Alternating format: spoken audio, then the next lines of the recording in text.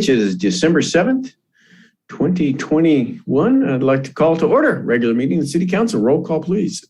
Okay. Councilmember Nierenheim. Here. Councilmember Lowenstein.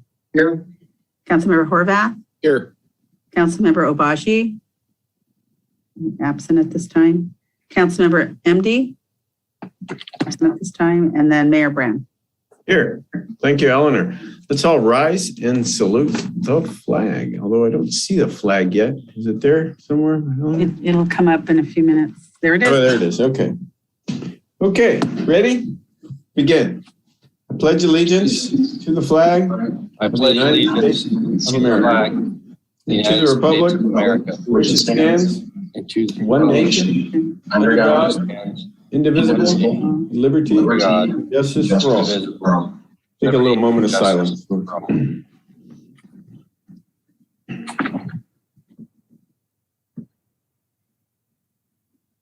Okay, thank you.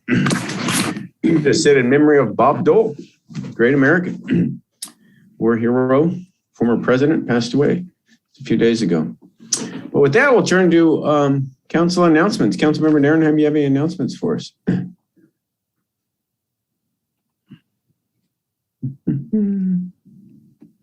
Jeremy? I do. We had a very successful Riviera Village walk, holiday stroll this week, last week. Oh, do you not hear me? Yeah, we hear you loud and clear.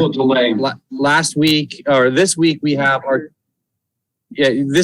community meeting on Saturday morning at Alta Vista, 9:30 a.m., 9:30 to 11:30. And then Monday evening at 6:30, we have our community meeting online. And just so, you know, we have two different ways for people to connect. Other than that, we have nothing else coming up in the Riviera Village. Other than free parking in the Riviera Village, you'll come on down and drink and shop and be merry and spend lots of money. And you won't have to spend any money on the parking meter. So there's free parking. So come on down. Yeah, shop local. Okay, Councilmember Lowenstein. Yeah, happy holidays, everybody. Last week I attended the menorah lighting, and tonight I attended the Christmas tree lighting. And so it's always a joyous time of year. I hope, usually it's a joyous time of the year, this year especially with the holiday and COVID. It's a little subdued, but it's really great to see everybody in person again. So I wish everybody happy holidays. And also along those lines, Saturday night will be the King Harbor annual boat parade. So I believe I assume there's a setup this year for bleachers, but I'm not sure about that. But I know it's in the after sundown, so like 6, I think starts at 6, I want to say. Could be It's wrong. earlier than that, Todd. I think it's the stand-up parade, I think starts at 4:30. Oh, that's right. Okay, I forgot about that. So there's a stand-up paddleboard parade, and then there's the actual boat parade later. So if you can make it, that'd be great. I don't know if we're having, like I said, if there's open seating for the public or not because of COVID. Yeah, Mike, are we going to have seating out at Mole B like usual, Mike? Yeah, I'll have to follow up on that. I'm not 100% sure about that myself. So we'll let you know. There should be plenty of room for the public, but I'm not sure we're going to have the normal stands there. Okay. Right. And no District 2 community meeting in December due to the holiday schedules of everybody. So we'll be back in January, and looking forward to seeing everybody around the holidays if you're around. So that's it. Thank you. Okay, Councilmember Horvath. Yeah, community meeting is going to be next Thursday, December 16th, 6 p.m. Virtually. Topic to be determined. Another announcement is right tonight, I think starting at 6:30. The county is also having their redistricting meeting. So if anybody's interested in that and you find them more interesting than us, by all means, tune over to that meeting and voice your opinion as it relates to how the districting will change for your supervisors.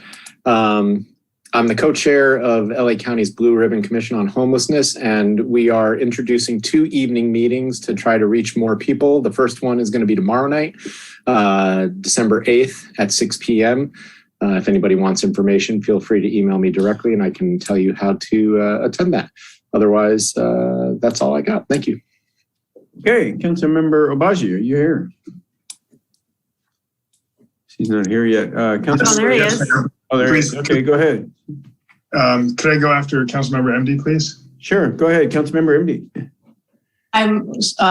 Mine's short, but I'll try to give Mr. Obagi a little bit of time. And so I also enjoyed the Christmas tree lighting, and it is a shame there wasn't as big of a crowd as there usually is, but it was still very nice. And that jazz band is excellent. And I'm sure the mayor will tell you about his role in Charmed on the marching band. They're topping the state again. And we're very fortunate to have such a wonderful music program in Redondo High School.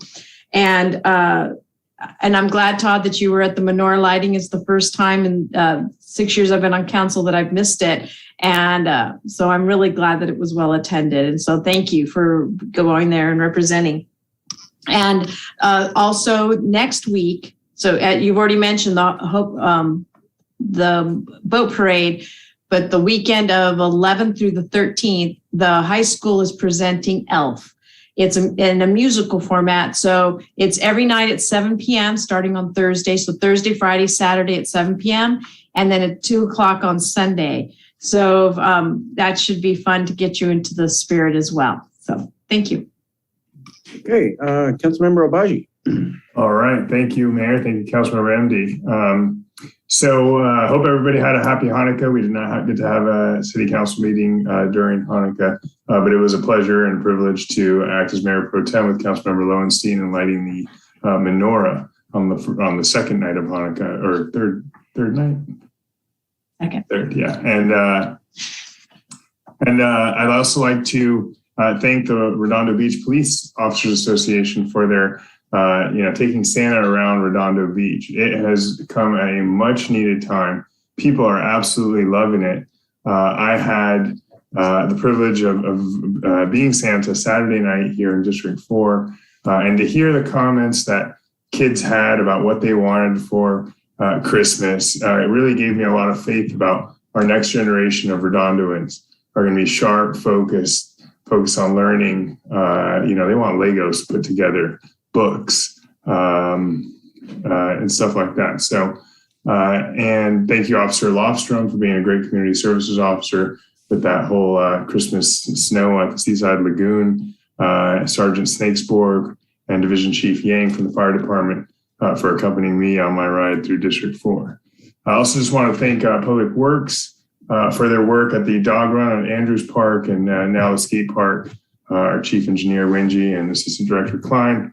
And finally, thank you, Councilmember Narenheim, for appearing at my community meeting to talk about our neighborhood voices earlier last month, end of last month. I will not have a community meeting this month. We'll continue it to January, at which time we'll have Mr. Wazansky appearing at our community meeting. That's all. Thank you.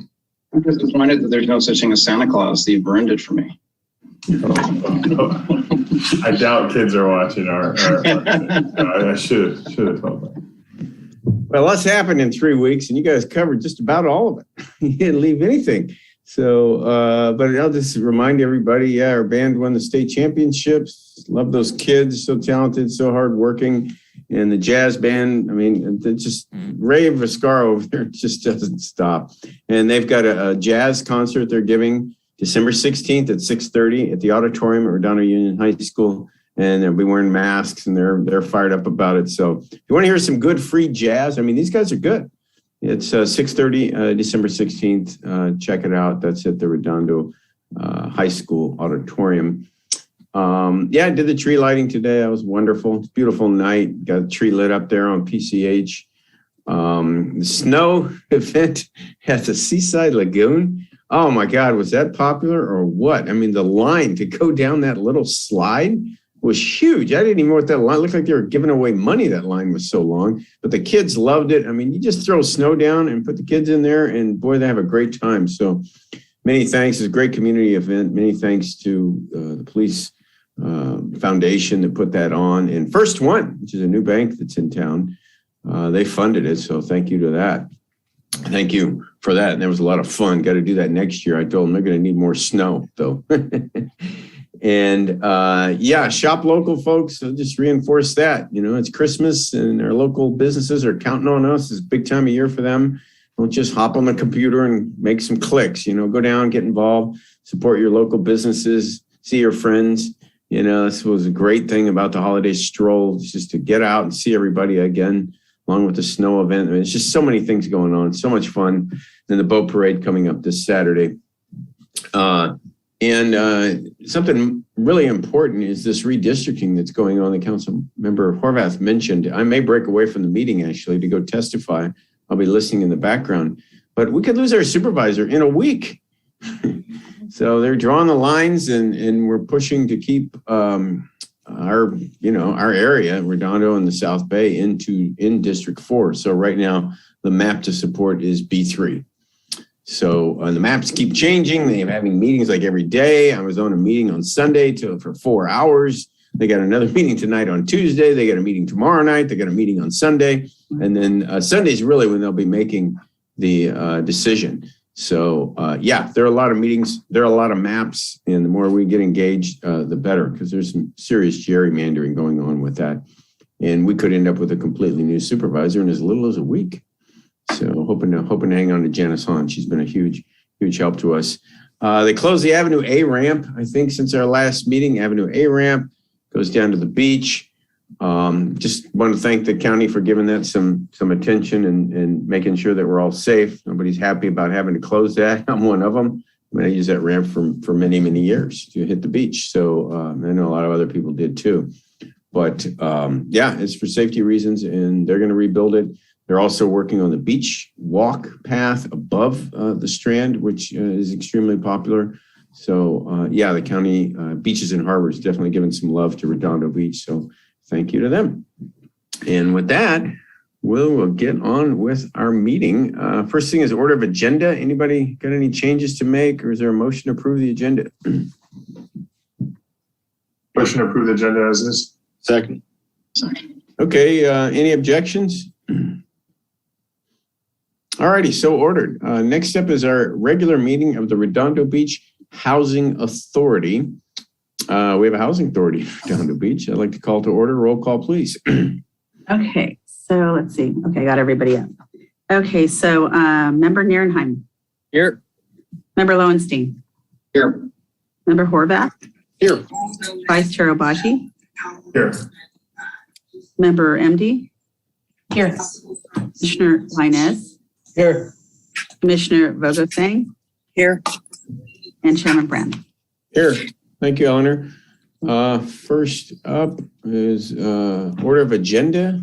Is there a motion to approve order of agenda? Motion to approve agenda as is. Second. Okay, motion by member Linez, second by member Obaji. Are there any objections? So ordered. Blue folder items. Do we have any blue folder items for this meeting, Eleanor? Not on this item. Okay. Consent calendar. We have 3 items on the consent calendar. Anybody can pull any item for further discussion. Any member of the public can comment on any item. We'll vote for them all in one vote. Are there any members of the public that would like to speak on any consent calendar item, Eleanor? Not for the agency. Yeah, again, folks, this is for the Housing Authority. Is there any member who would like to pull any item from the consent calendar? Is there a motion to approve the consent calendar? Motion to approve the consent calendar. Second. I didn't catch that second. Who was that? Go ahead and give it to Rafael, Mr. Linez. Oh, okay. Yeah. Motion by member Nierenheim, second by member Linez. We'll do a roll call vote. Councilmember or member Nierenheim. Here. Aye. Member Lowenstein. Aye. Member Horvath. Aye. Member Obaji. Aye. Member MD. Aye. Member Linez. Aye. And member Vogelsang. Aye. All right. Anything to read there, Eleanor? I don't think so. No, I have none to read. All right. Public participation on non-agenda items.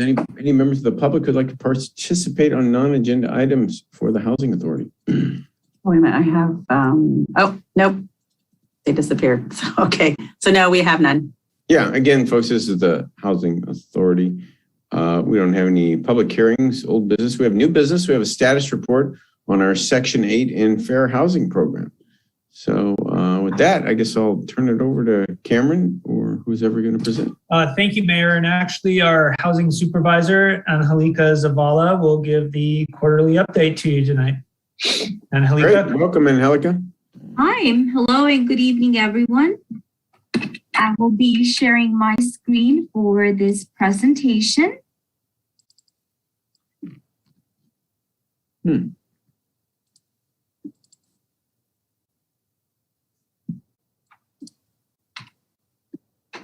Okay, so this is a quarterly status report of the City of Redondo Beach Section 8 and Fair Housing Programs for the months of September, October, and November of 2021. We currently have 449 families on our program.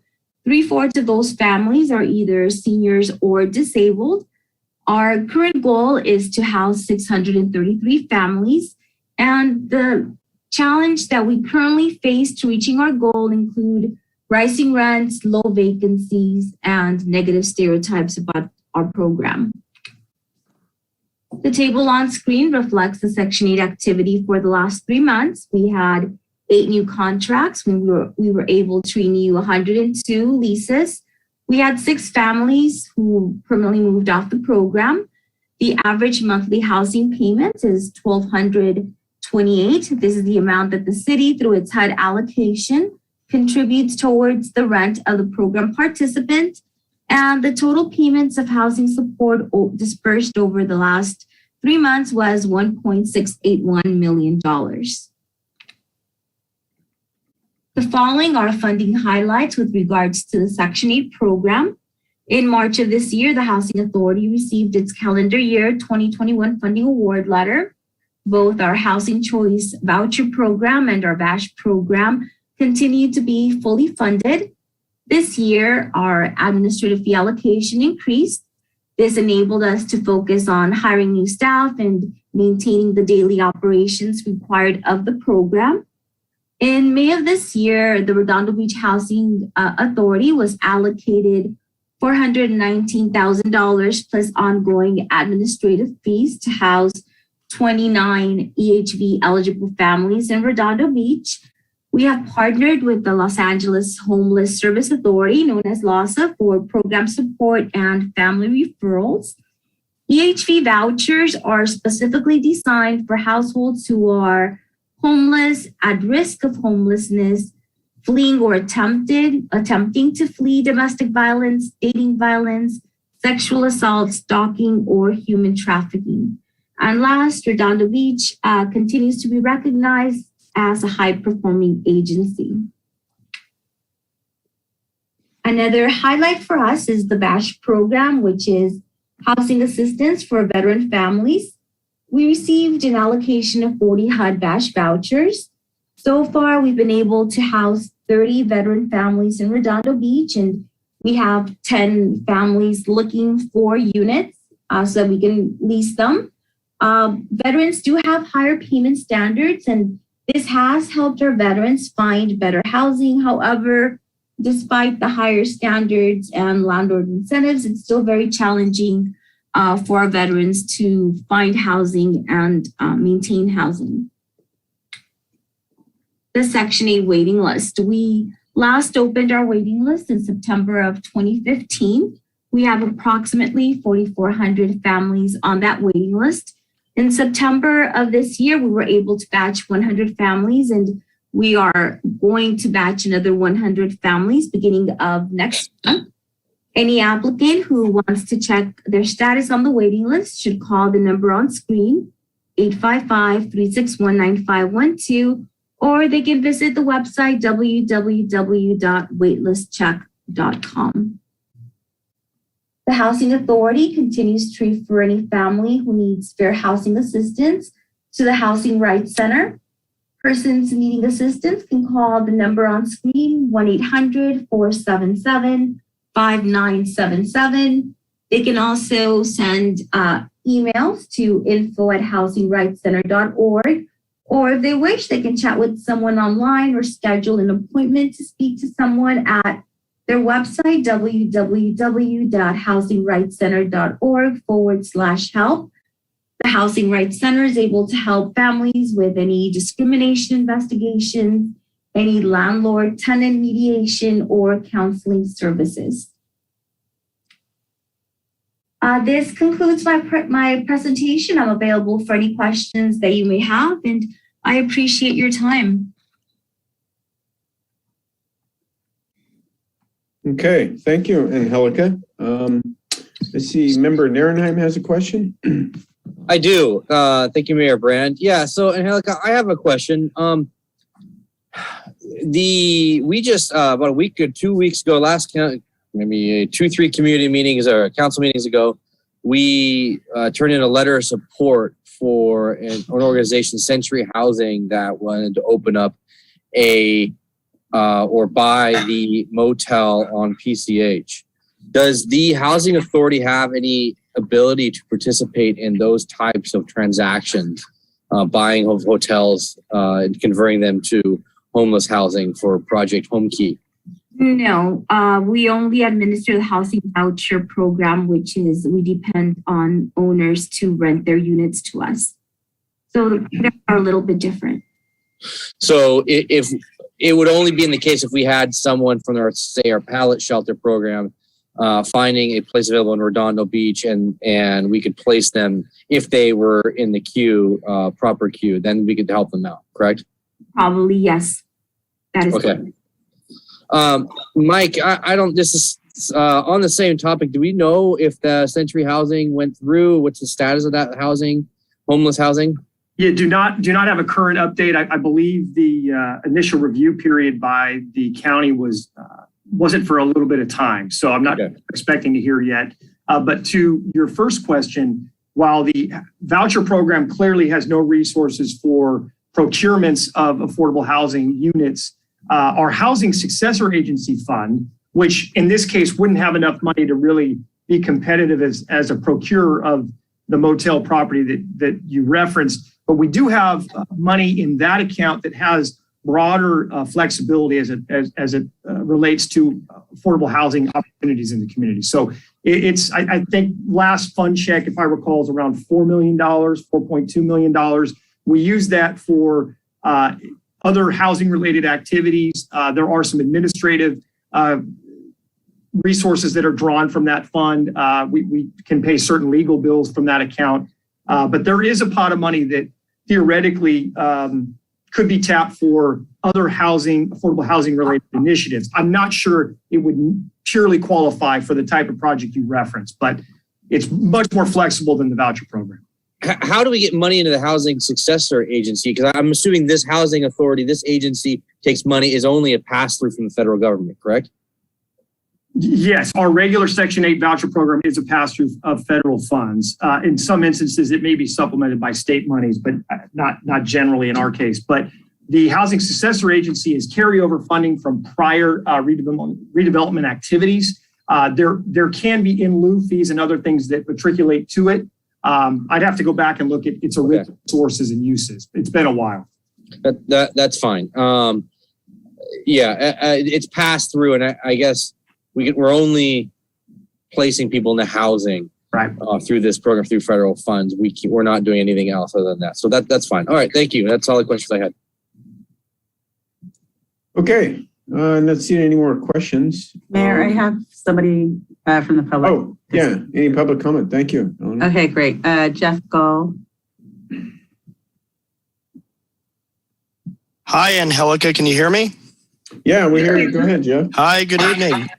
Great presentation on housing. I just was curious if you could comment on LA HOP and its success rate as a referral system for folks that are homeless, who maybe the police cannot immediately put into housing, but maybe a few days later refer to housing that's open. You mentioned a negative stereotype with Section 8, and I'm wondering if this new system that you have called LA HOP is helping at all. Thank you. I'm very sorry. I'm not familiar with that program. Here in Redondo Beach, for now, we only administer the Housing Choice Voucher Program. So I'm sorry, I do not have an answer to your question. Thank you. Yeah, sorry, Jeff. Anyone else does? LA Hop is primarily used by the outreach people in the different homeless categories, whether it's PATH or Harbor Interfaith or whatnot. And they try to drive everybody towards a centralized system, which is LA Hop. And then people come out and try to connect with those individuals who are suffering from homelessness. Excellent. Thank you, Councilmember Horvath. Okay. Any more questions from the public, Eleanor? That's it. That concludes the public participation. Okay. Are there any referrals to staff by any of our members? Okay, with that, I'll entertain a motion to adjourn from our Housing Authority meeting. Motion to adjourn. I think I heard member Obaji make the motion to adjourn. Is there a second? Second. Okay, second by Councilmember Nairn. Any objection? Lowenstein. Okay, thank you, everybody. Thank you, Vanessa. Good seeing you. Happy holidays. Christmas, Raphael. Thank you. Happy holidays. Happy New Year. Happy holidays. Happy New Year. All that good stuff.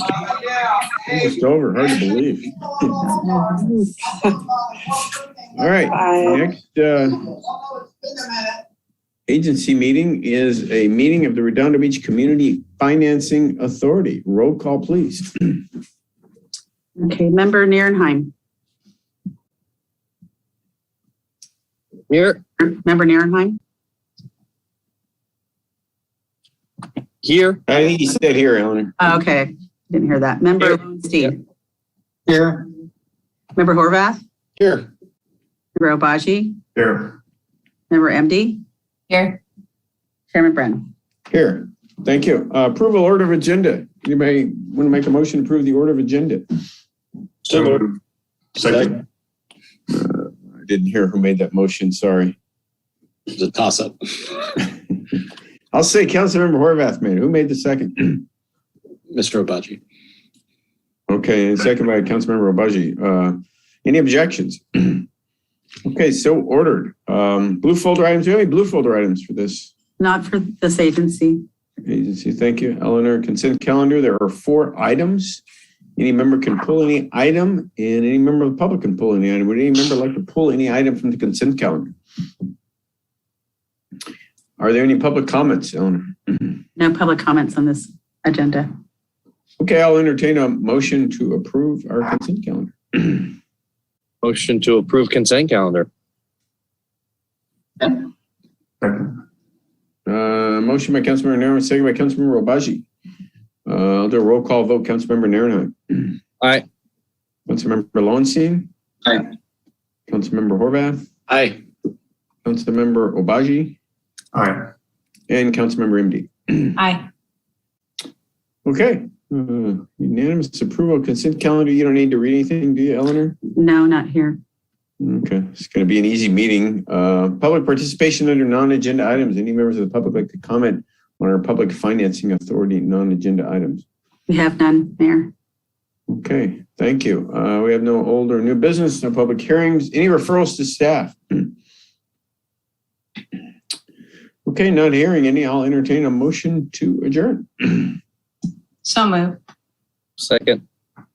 Okay, motion by Councilmember MD, second by Councilmember Horvath. Any objections? That was Councilmember. It was Lowenstein, but it's Horvath. All Yeah. these voices. I don't know if I know. it's tonight or turning up my computer. Okay, it was Lowenstein. Hearing no objections, so ordered. Okay, back to a regular meeting of the City Council. Roll call, please. Councilmember Nierenheim. Here. Councilmember Lowenstein. Here. Councilmember Horvath. Here. Councilmember Obaji. Here. Councilmember MD. Here. Mayor Brand. Here. Thank you, Eleanor. Blue folder items. We have some blue folder items for tonight. Yes, I have on H4, which is the carryover request and carry unexpended balances. We have updated resolution and attachments. For L1, which is public hearing on the Riviera Village Business Improvement District, PowerPoint presentation. N1, the set the default rate for all community choice aggregation accounts, PowerPoint presentation, public comments, and petition. N2 related to the 4th of July fireworks, the PowerPoint. And then N4, regarding the short-lived climate pollution reduction, and that is also our PowerPoint presentation. And that concludes the blue folder items. Great. Is there a motion to admit those to the record? Motion to admit them to the record, please. Second. Okay, motion by Councilmember Lowenstein, second by Councilmember Horvath. Any objection? All right, so ordered. Tonight we have 15 items on our consent calendar. Any member can pull any item. Any member of the public can speak to any item. Councilmember Naren, how many consent calendar items you'd like to pull for discussion? I do not want to pull anything. I'm good. Thank you. Thank you. Councilmember Lowenstein. H10, please. H10, Councilmember Horvath. No, thank you. Councilmember Obaji. Thank you. And Councilmember MD. No, I don't have anything to pull, but I would like to state on the September 7th meeting, sometimes legato is spelled with a D and sometimes with a T. Could we just get those cleaned up? Sure. Thank you. It's a D. Okay, are there any public comments on any consent calendar item other than H10? Let's see. We have an e-comment, and I see no hands raised for anything related to consent. So go ahead, Vicki, you want to read? It's H5, I believe. Okay, Correct. submitted by Grace Peng. We will hopefully use this transit center for decades. We have declared a climate emergency and committed to drastically reducing our carbon emissions. Explain how adding gas hookups and equipment that burns gas to this new building helps us reach that goal. Please install electric appliances. We can use heat pumps for HVAC and a combination of solar, thermal, and heat pumps for hot water. We can install PV panels and batteries to run the station through power outages. And that concludes comments for consent calendar. Okay. Thank you. Well, with that, I guess I'll entertain a motion to approve the consent calendar other than item H10. So moved. Second. Okay, motion by Councilmember Horvath, seconded by Councilmember Obaji. I do a roll call vote. Councilmember Narenheim. Aye. Councilmember Lowenstein. Aye. Councilmember Horvath. Aye. Councilmember Obaji. Aye. And Councilmember MD. Aye.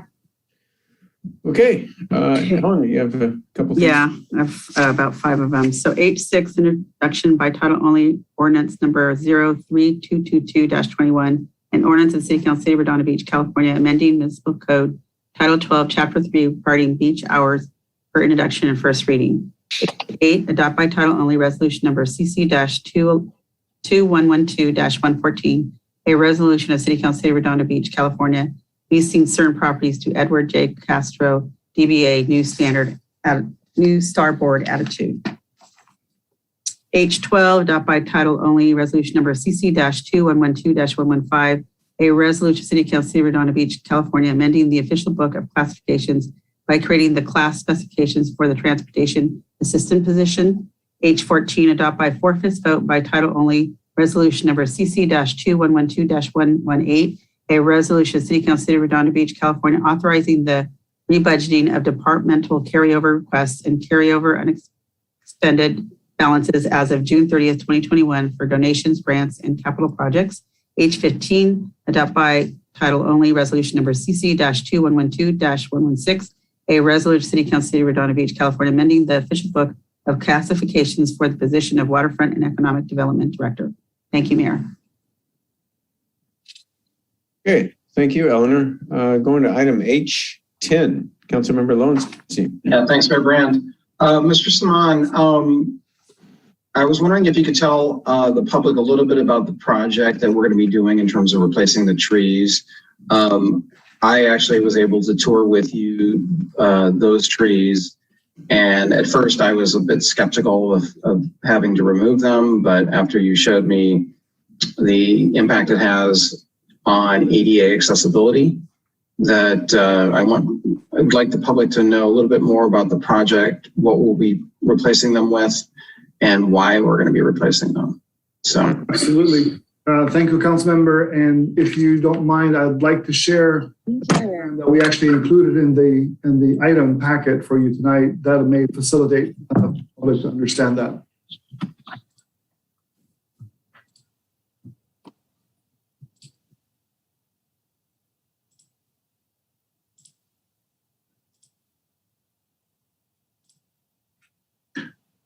So as you mentioned, there are trees. The project itself is a roadway improvement. It's a drainage improvement. And obviously it's a complete streets improvement that the council has asked us to do on any one of our roadway improvement projects. Drainage, because this is really phase 2 of a drainage improvement that needed to be completed. It's an area that's susceptible to flooding at times. Phase 1 really did a significant number of improvements, and that included the catch basins and storm drain system from Flagler up to 190th. This is really phase 2 of those drainage improvements to continue to improve drainage flow in the segment between Prospect and Flagler. On the complete streets aspect of it, the council asked us to obviously address pedestrian, bicycle, other modes of transportation. And the roadway is going to include class 2 bike facilities and significant sidewalk and ADA upgrades.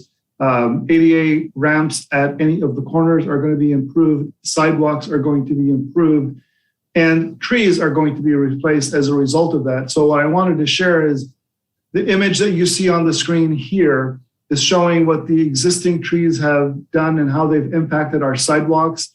They are paper bark trees. They are straddling both the private property and the public right-of-way at the locations. We essentially have about 8 feet of right-of-way. These trees have overgrown their specific location significantly. As you can see from the image at the bottom, not only are the trunks of these trees abutting the back of the sidewalk, but some of the trunk areas have actually grown over the sidewalk. They have uplifted the sidewalk to the point of creating excessive cross slopes. To be ADA compliant, we have to have cross slopes that are at 2% or less. And as you can see with the red line, that's the cross slope area that we are referencing. Currently, it is around 12%. In some cases, it's a little bit more. It's varying from 10 to 15%. So we have an obligation when we are resurfacing and doing significant improvements on a roadway to also improve that ADA path of travel. In order to do so, we would have to cut back on the roots that have basically uplifted that sidewalk. In this case, you have roots and you have tree trunks that have grown to that particular point. So the trees have truly outlived their specific area. They have actually had branches that have fallen. We've had a couple of the trees that have fallen. So this was a perfect opportunity for us to be able to replace them. What we're proposing are to replace the paperbark trees, which there are 9 of existing, with 13 Australian willow trees. These are beautiful trees. They will grow to good maturity of 30 to 35 feet. They have a moderate growth rate of 2 to 5 feet. And because the council wanted to have a significant canopy, we are proposing to plant 48-inch box trees, which are going to be significant in size. And with the growth rate that's there, they'll be able to mature in a rather quick manner. These trees are great for parkways. They have non-invasive roots. They have deep root systems, which minimize any impacts to the sidewalks and the adjacent streets. It'll allow us the ability to upgrade the sidewalks and the ramps to meet ADA conditions. Again, these trees thrive well in most soil conditions and very tolerant of our area. And because we're also expanding the number of trees, we're including 13 trees. So for this particular project, the 9 trees are scheduled to be removed. And we are proposing to plant the 13 newer trees, mature trees, and they will continue to mature and provide a beautiful canopy as they mature at that point. Okay, is that it, Ted? That's it. I wanted people to know it looks like a nice replacement, even though it's going to take a while to fully mature, but it sounds like a very good replacement tree. And so, folks, you'll be seeing these trees being sawed down. So don't panic, because there's going to be trees replacing them. And I do understand why you're doing it now. A better idea. So hopefully it'll be bigger and better. at the end of the day. So thanks, Mr. Sman. I appreciate it. So I'd like to make a motion to approve H10, please. Second. Okay, any public comment? Yeah, I have no public comment for this item. Okay, great. There's a motion in a second. I'll do a roll call vote. Councilmember Nierenheim. Aye. Councilmember Lowenstein. Aye. Councilmember Horvath. Aye. Councilmember Obashi. With the caveat that this also shows where if we had a good public information system, we could disseminate this information to the residents before it happens. Yes. Okay, good point. Councilmember MD. Aye. All righty. Do you need to read anything, Eleanor? Not on this one, this item. Thank you. Okay, moving right along to, excuse me, public participation on non-agenda item. This is the public's opportunity to speak about anything that is not on our agenda. Everybody has 3 minutes. Eleanor, do we have anybody who signed up to speak tonight? Yes, so I don't see their hands up, but I'll go ahead and, here we go. Okay, they're coming. Okay, so Holly Osborne. Okay. Let me get to the good evening part. Good evening, Mr. Mayor and City Council. My name is Holly Osborne. I live in District 5. Tomorrow, Wednesday, December 8th, I'm going to be at Aviation Park in front of the gym, collecting signatures for the zoning petition that will return zoning control to the city. I will be there from 11:45 to 1:15. This past weekend, I was at Anderson Park, and one man who did not sign my petition said that we needed to build more housing because housing was unaffordable. People, there is nothing in the housing laws passed by the legislature that talks about building affordable housing. In fact, what the upzoning laws actually do in effect is destroy the lower priced older housing in the district. Then they will then put up luxury apartment in its place, up to 4 units where one basic 1,000 square foot starter home, tract home was, like mine. You will not get an affordable house out of that. And if you yourself try to bid on the original older house, the developers will offer all cash to the seller and outbid you every time. Don't take my word for it. Listen to this quote from the Washington Post, November 21st, what people are saying about upzoning there. This is Washington, D.C. The article reports that a woman said she's, quote, she's worried her neighborhood with lower land prices than areas closer to the district would be among the first pursued by the developers. She is worried luxury duplexes would replace older, smaller, and more affordable houses, driving up property taxes while displacing the lower income residents whom planners aim to help. Okay, that summarizes it. If you live in Redondo Beach, you should be running, not walking, to sign the petition. See you tomorrow between 11:45 and 1:15. Thank you. Where are you going to be doing the signature gathering, Holly? In front of the gym. Which gym? At Aviation Park. You know what? Okay, thank you. Okay. Near the track. Excellent. Okay, anyone else on it? Yes, Mark Hansen.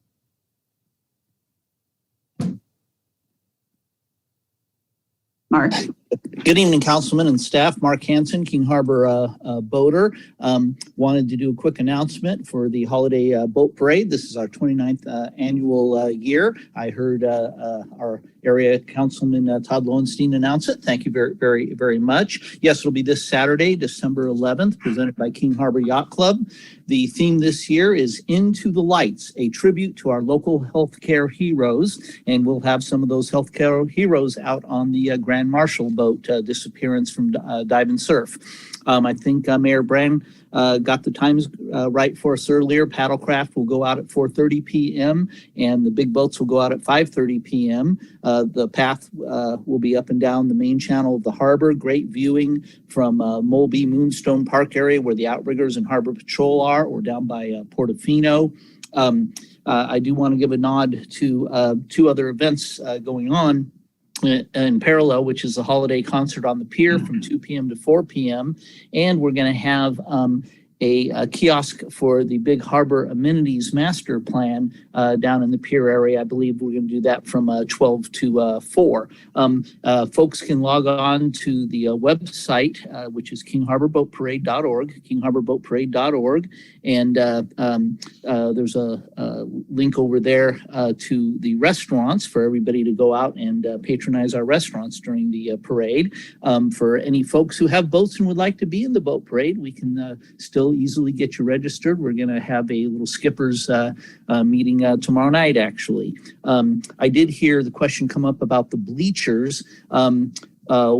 When I reviewed the budget response number 10 indicated that the bleachers were a proposed line item in the Tidelands budget. But apparently when our new chairman spoke with someone over at the city, they told him that funding was not available, so he did not order those bleachers. So folks will be on their own defined places to sit, and maybe that's something we can clear up on the budget. You know, maybe something changed after I saw the budget response report, but that's what I know on that subject. Thank you.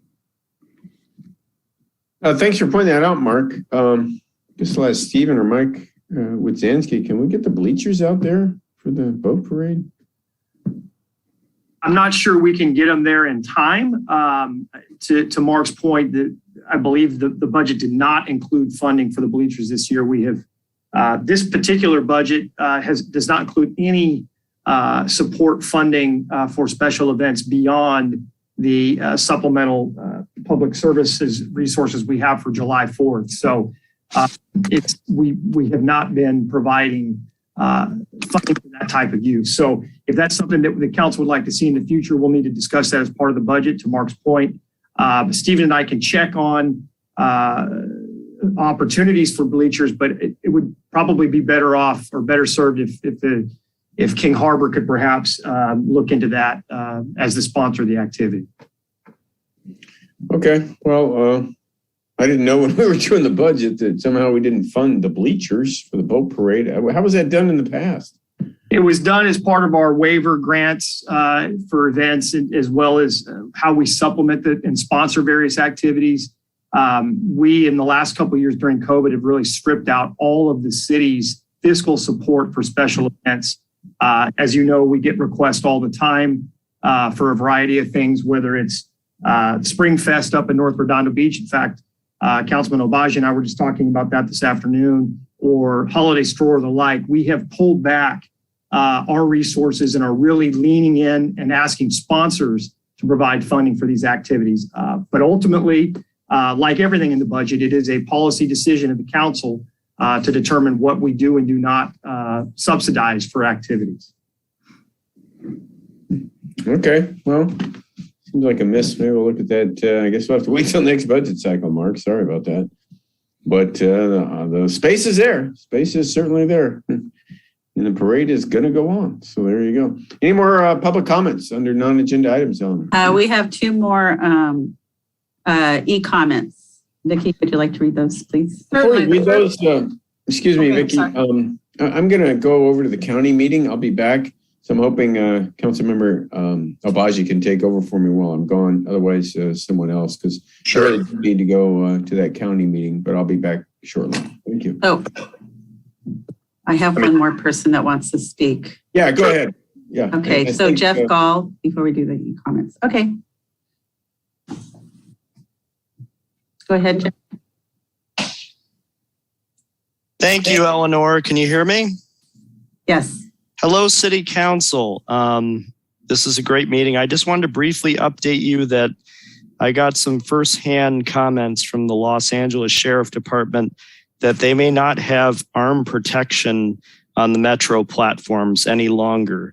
As you know, in the news, there's a lot of discussion about resources and who will handle metro platforms, whether they'll use unarmed ambassadors or they're going to use sheriff protection. And as you know, at Marine Station, which a lot of us walk by when we go to Northrop Grumman, or we go use to go to Los Angeles or Long Beach, et cetera, we have a lot of sheriff vehicles there. And There's also hotels nearby, and we know about the hotel issues in West LA, and we don't want them coming here. So all I'd mention to the mayor and city council and Chief Kaufman, and thank you, Chief Kaufman and Redondo Beach Police Department for the retail intervention recently. Your team is doing an excellent job, but I would add to the risk register along with Manhattan Beach Police Department and Northrop Security, et cetera, to watch the Marine Station for any sort of people coming out of there that are not riding it for purposes of working, maybe purposes of larceny or burglary. And I would say my firsthand source is Sheriff Villanueva in a brief conversation this weekend. Thank you. All right. Is that it, Madam Clerk? Yes, so we'll do the e-comments now. Go ahead. Okay. First one is submitted by Brian Pressman. My name is Brian Pressman, and I recently watched the City Council discussion on November 3rd about SB 9 with regard to housing. I've lived in Redondo Beach with my small family for several years, and I'm growing frustrated and disappointed with the council and especially our mayor's objective to limit housing. One, it should not be the city's job to stand in the way of private property rights outside of reasonable safety and health concerns. I applaud the state for giving property owners a choice with SB 9. If the mayor or city council does not want to build an ADU or duplex on your property, then don't. Don't restrict the choice for others. Two, please do not consider it your job to arbitrarily increase or permit fees to discourage building. Did you know Redondo Beach already charges some of the highest building/permit fees in the area? In 2015, I replaced 15 windows, and Redondo's permit fee was 36.1% higher than Torrance and the Los Angeles. We don't need more or higher fees just because you don't like SB 9. Three, it is no secret that housing costs in our area are astronomical due in large part to a critical supply shortage. While SB 9 will not fix this on its own, I support any effort to address these issues while adding more housing. Four, will additional housing lead to more traffic and congestion? Probably, but this is one of the costs of living in one of the largest metro areas of the country. In case you missed it, the Los Angeles Times published a poll, Hart Research, this week showing that 55% of LA County residents support SB 9. While we do not know exactly how the support stacks up in Redondo Beach itself, this data should give you pause. Your view is in the minority. I'm proud the state has stepped in to address our housing supply issues, since you have seemed to have no interest in doing so. Mr. President is at 2415 Gates Avenue. The second comment is submitted by Leslie Campeggi. Great jacket and tie, Councilmember Obaji. SB 9 and SB 10 are not affordable housing laws. These laws slated for January 2022 result only in massive profits for developers. The politicians say they took away our neighborhood voice because we need to lower the cost of housing, but their two bills do not create new affordable housing. There is nothing in these bills that mandates any new housing be affordable. I repeat, there are zero requirements in these two bills to build new affordable housing. The developers will make billions, and the facts show that these two state laws will create massive displacement, forcing working families out of their own communities. Join the statewide effort to stand up, fight back, and win. Please visit the website ourneighborhoodvoices.com to learn more about the initiative to take away the blank check to developers and restore a process that allows local neighborhoods to be heard regarding housing. We need to bring back balance so towns and cities in California don't get stuck with massive bills. And we need to tell the politicians and special interest groups that California communities need real solutions to our housing problems, not a blank check to developers that silence our neighborhood voices. Ourneighborhoodvoices.com is the website. Registered voters can sign the initiative to qualify for the ballot. Let's stop Sacramento's power grab and take back local control. These new bills do not mandate that new housing be affordable. Stop Sacramento's madness. And those are the only comments under non-agenda items. All right. Thank you to the public for those comments. As the mayor would know, if you're here, we're not permitted to respond to public comments on non-agenda items. Moving along to L1, correct, Madam Clerk? Correct. All right. Public hearing to consider the fiscal year 2022 annual report of the Riviera Village Business Improvement District Advisory Board and the levying of an assessment for fiscal year 2022. So Mayor Pro Tem, we need to do the ex parte communication before. Okay. I'm sorry, that was K. Sorry. I skipped over the agenda. I just went to the bookmark. bookmarks. Thank you, by the way, for making these bookmarks movable and editable, or getting the company to do that. Good, it's working. Thank you. Cape, ex-parte communications. So let's start out with Councilmember Nierenheim. Any ex-parte communications on the subject? Yeah, I've talked to the bids, member of the public, no one on staff, no other fellow council members, and just when Mayor Brand comes back, make sure he does his ex parte as well. All right, Councilmember Lowenstein. I have not discussed this item with anybody. All right, Councilmember Horvath. No one. Councilmember Eddy.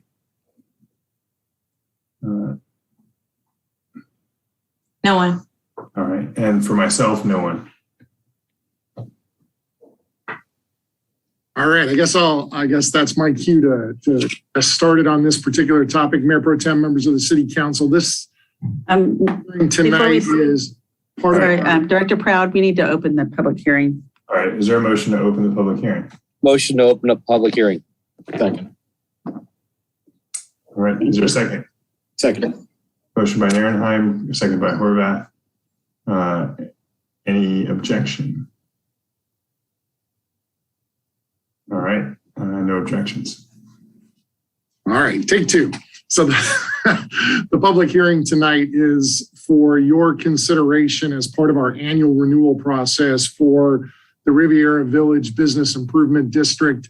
What I'd like to do is share my screen, give a very brief presentation, and then turn it over to Alan Sanford, who is the president of the RVA. Let him talk about the work that the RVA is doing, both this past operational year and then this upcoming year for 2022. There we go. So the Riviera Village Business Improvement District that was first established in 2003. So we're coming up on our 20th anniversary of the Business Improvement District. Business improvement districts are established to create dedicated sources of funding for specific purposes. In the case of the RVA, that's largely been used in the past for marketing and beautification efforts. The efforts of the Business Improvement District are overseen by a nonprofit corporation. In our case, it's the Riviera Village Association. And the businesses within the Business Improvement District itself elect the board members to oversee the district's operations. Every year we go through a renewal process. This year, that process started on October 19th when the City Council received and filed the Business Improvement District Advisory Board's annual report, declared the intent to levy an assessment, and then set the public hearing date, which was set for this evening. Tonight, we're going to hold the public hearing, which you've just opened. And absent a majority protest of members of the Business Improvement District, you have the opportunity to confirm the report from the advisory board and then approve the levy of the assessment for the upcoming year. Just as a reminder of how that assessment is established, and it will remain unchanged for 2022 from last year's assessment, is it goes really through two different funnels in terms of how those revenues are collected. The first is business license holders. The business license holders pay a $100 flat fee plus $29 per employee in their business. That's capped at $1,000. And then property owners, let's say someone who may have a rental unit or a building with some rental units inside it. Again, they pay the $100 flat fee and they pay $29 per rental unit. Again, not to exceed $1,000. For this upcoming year, the estimated gross revenues will be approximately $75,000. And in the past, and Alan will speak more to how the expenditures will be addressed for the upcoming year, typically they break down along the lines of beautification and marketing efforts, as I mentioned earlier, with some component of the fees being used for administration, legal fees, insurance, things of that nature. So with the next slide, what I'd like to do is ask Alan if he'd maybe jump on and make his mic live and take us through some of the 2021 accomplishments and then what the work program is for the Business Improvement District for 2022. And Alan, just let me know when you're ready for me to advance the slides and I'll take care of that for you. Okay. Thank you, Stephen. Thanks to the City Council and City staff for having me. Just going to provide a quick summary to our accomplishments in our 2022 plan. I think it's general knowledge that the accomplishment that I think the RVA is the most proud of is the Parklet program that we came up with during the pandemic. There was no blueprint to this. There was no how to do manual, but we achieved 27 decks, about 900 lineal feet or 9,000 square feet of parklets.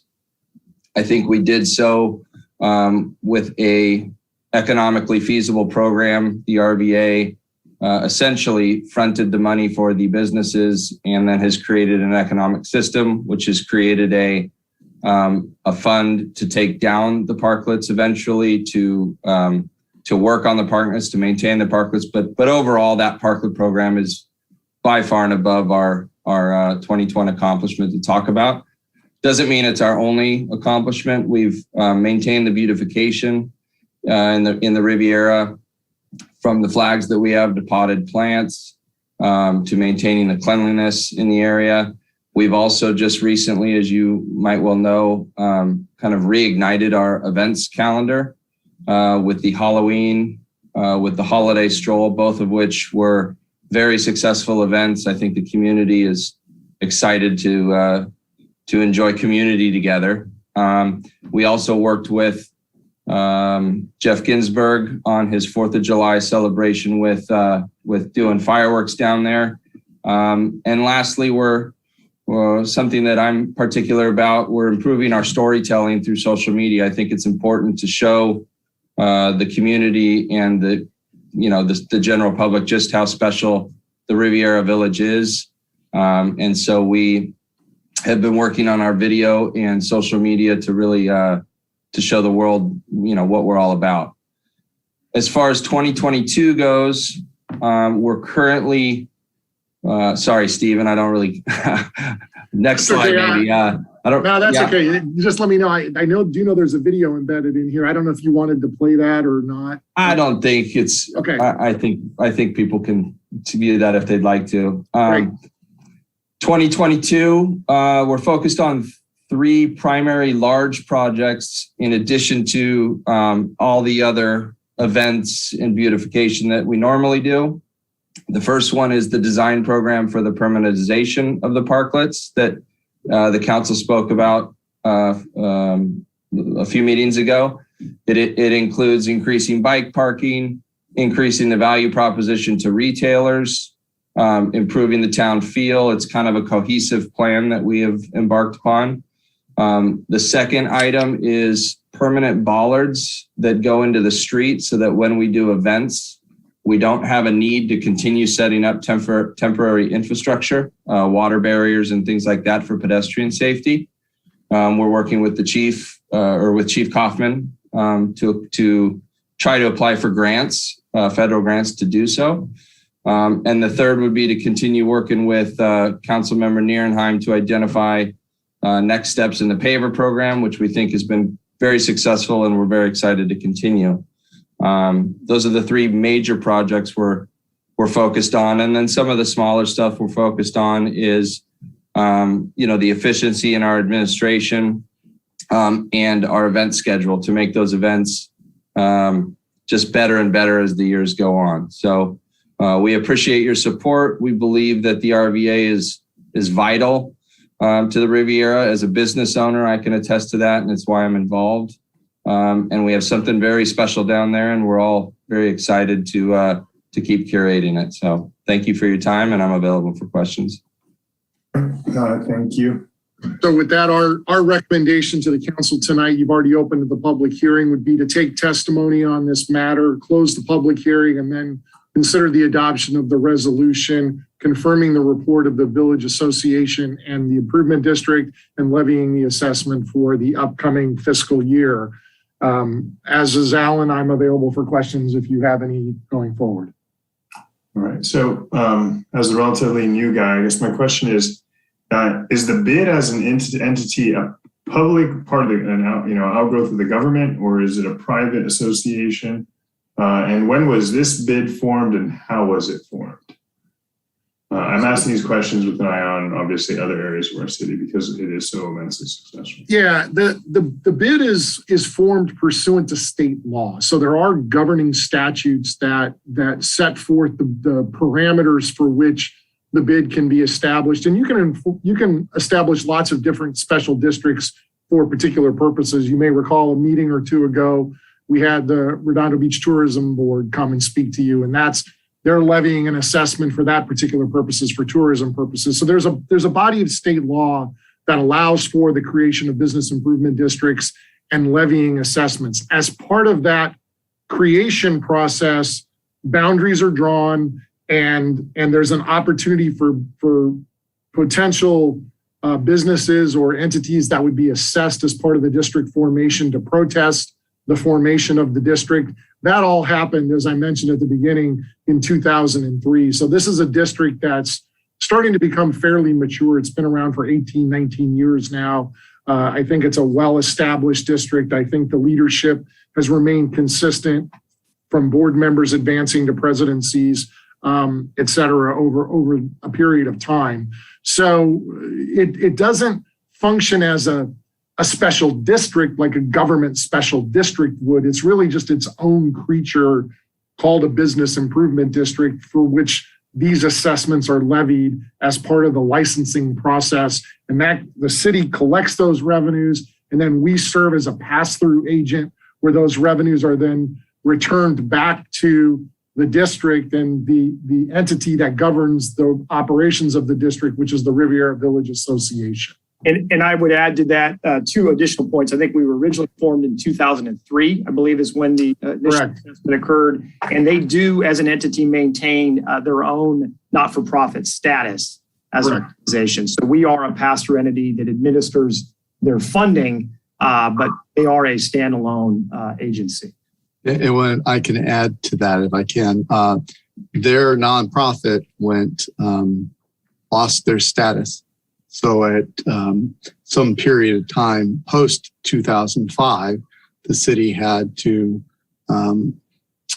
take over control of that until they were able to regain their nonprofit status. And I think that was only for a year or two. So it hasn't been continuous since 2003.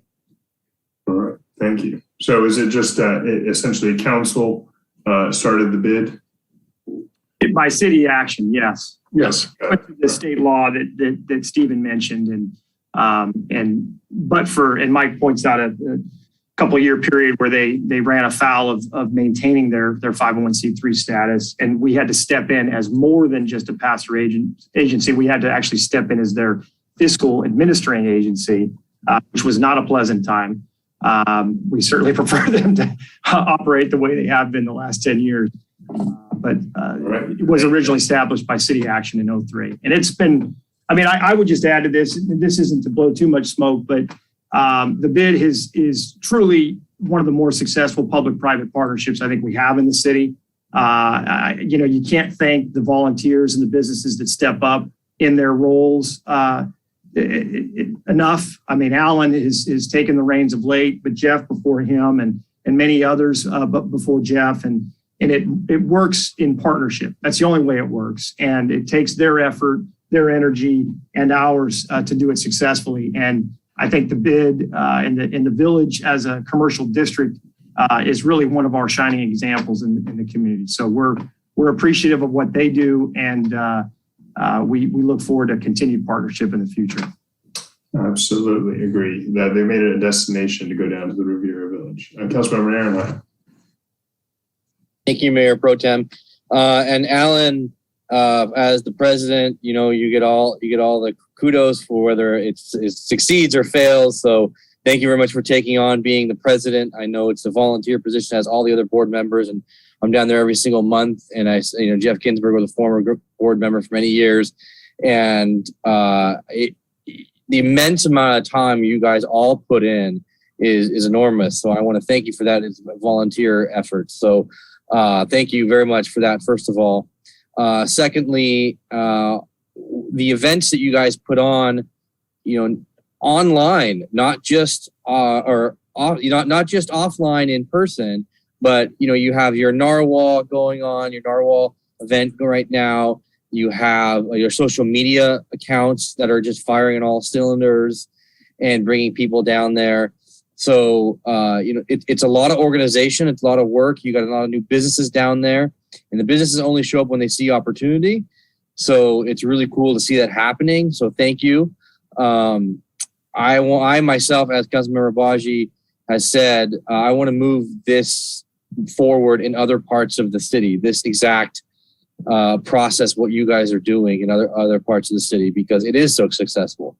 And the only other thing I was going to say is how was this year's holiday stroll as compared to other prior years? Is that a question for me? Yeah. Prior years there's been none, but in pre-COVID, I believe the attendance was similar. It was slightly different. We had Santa in one part of the lot. We didn't have the normal parade. We're kind of just getting back to normal. But as far as attendance, and from what I can tell from the community, I saw a few of you down there. It was extremely successful. I was down there with my daughter and my wife, and I can tell you that we enjoyed it. We added music to the whole area. We did a lot of really cool stuff. So kudos to our event manager, Kim and Linda, who executed that. Awesome. And can't forget the farmers market on Sunday mornings from 9 to 2. So that's you guys take part of that as well. So thank you. That's all the questions I have. Thank you. All right. Anybody else? All right. Entertain a motion to close the public hearing. Mayor, there's no public. Just for the record, there's no public who's raised their hand or e-comments. Thank you for that. I omitted that. That's okay. And I'll entertain a motion to close the public hearing. I'll make a motion to close the public hearing, please. Is there a second? Second. All right. Councilmember, there's a roll call vote. Councilmember Ehrenheim? Aye. Councilmember Lowenstein? Aye.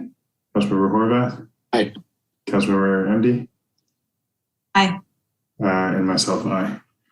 All right. And any motions?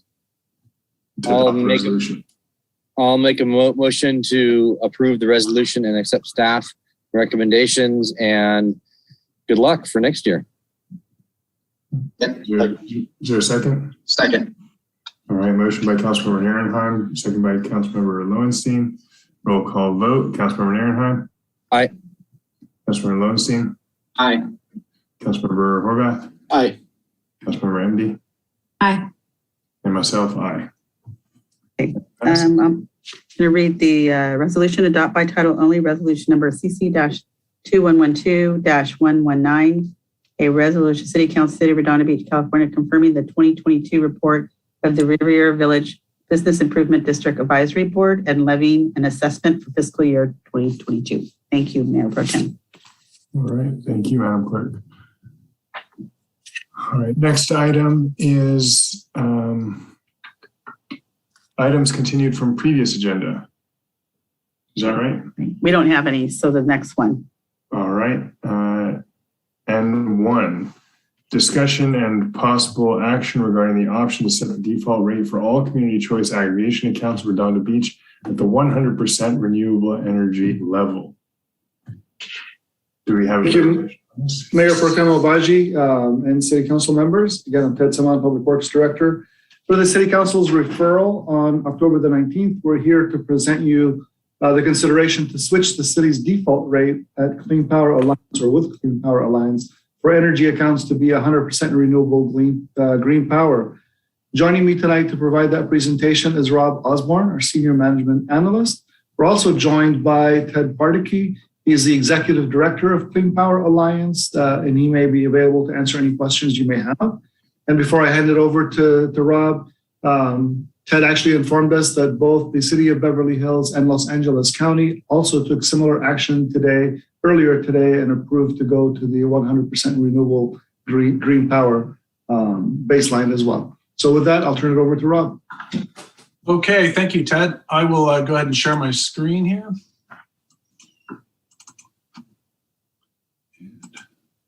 And there we go. Hopefully everybody can see that okay. Let's see here. So As Ted mentioned, back in October, the council asked to agendize this item. Since we joined the program in 2017, we've been at the 50% default rate. That's the rate that was established for all city accounts. I believe there's about 250, as well as for all Redondo Beach energy users. Of course, energy users had the option to either adjust their rate to one of the other levels or to opt out of the program and go back to Southern California Edison. So just a quick recap on what is community choice aggregation. This is where government entities join together, form an entity to buy and sell power to customers to give an alternative and more flexibility versus dealing exclusively with Southern California Edison. Some of the landmark dates, as I mentioned, back in December 4 years ago, the council, after much discussion over a couple months, formally decided to join the program. Back October 2018, about a year after adoption, we were required to select our default rate, and the council decided to go with 50%. Again, that applied to city accounts as well as to all users in Redondo Beach. Then in February 2019 is when Clean Power Alliance, which was the name of the county's program, when we were first looking at it, it didn't have a name yet. That's when they began providing service both to residents and to commercial businesses. So as far as the options, there are three, as you see here on the table: lean power, clean power, and green power.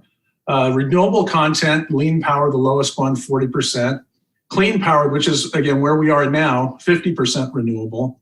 And the one that the council requested for information to consider going to is the green power, where all power is 100% renewable, generated by solar, by wind power, by clean energy methodology.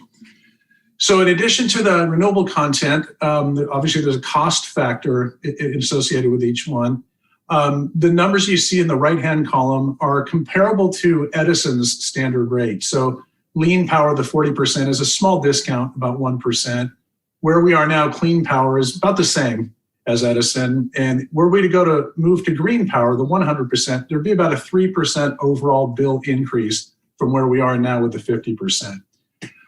There's, as I mentioned, city selection would become the default rate for all users. And of course, individual customers would be notified and then would have several opportunities to change their rate back to whatever they desire, or to opt out of the program altogether.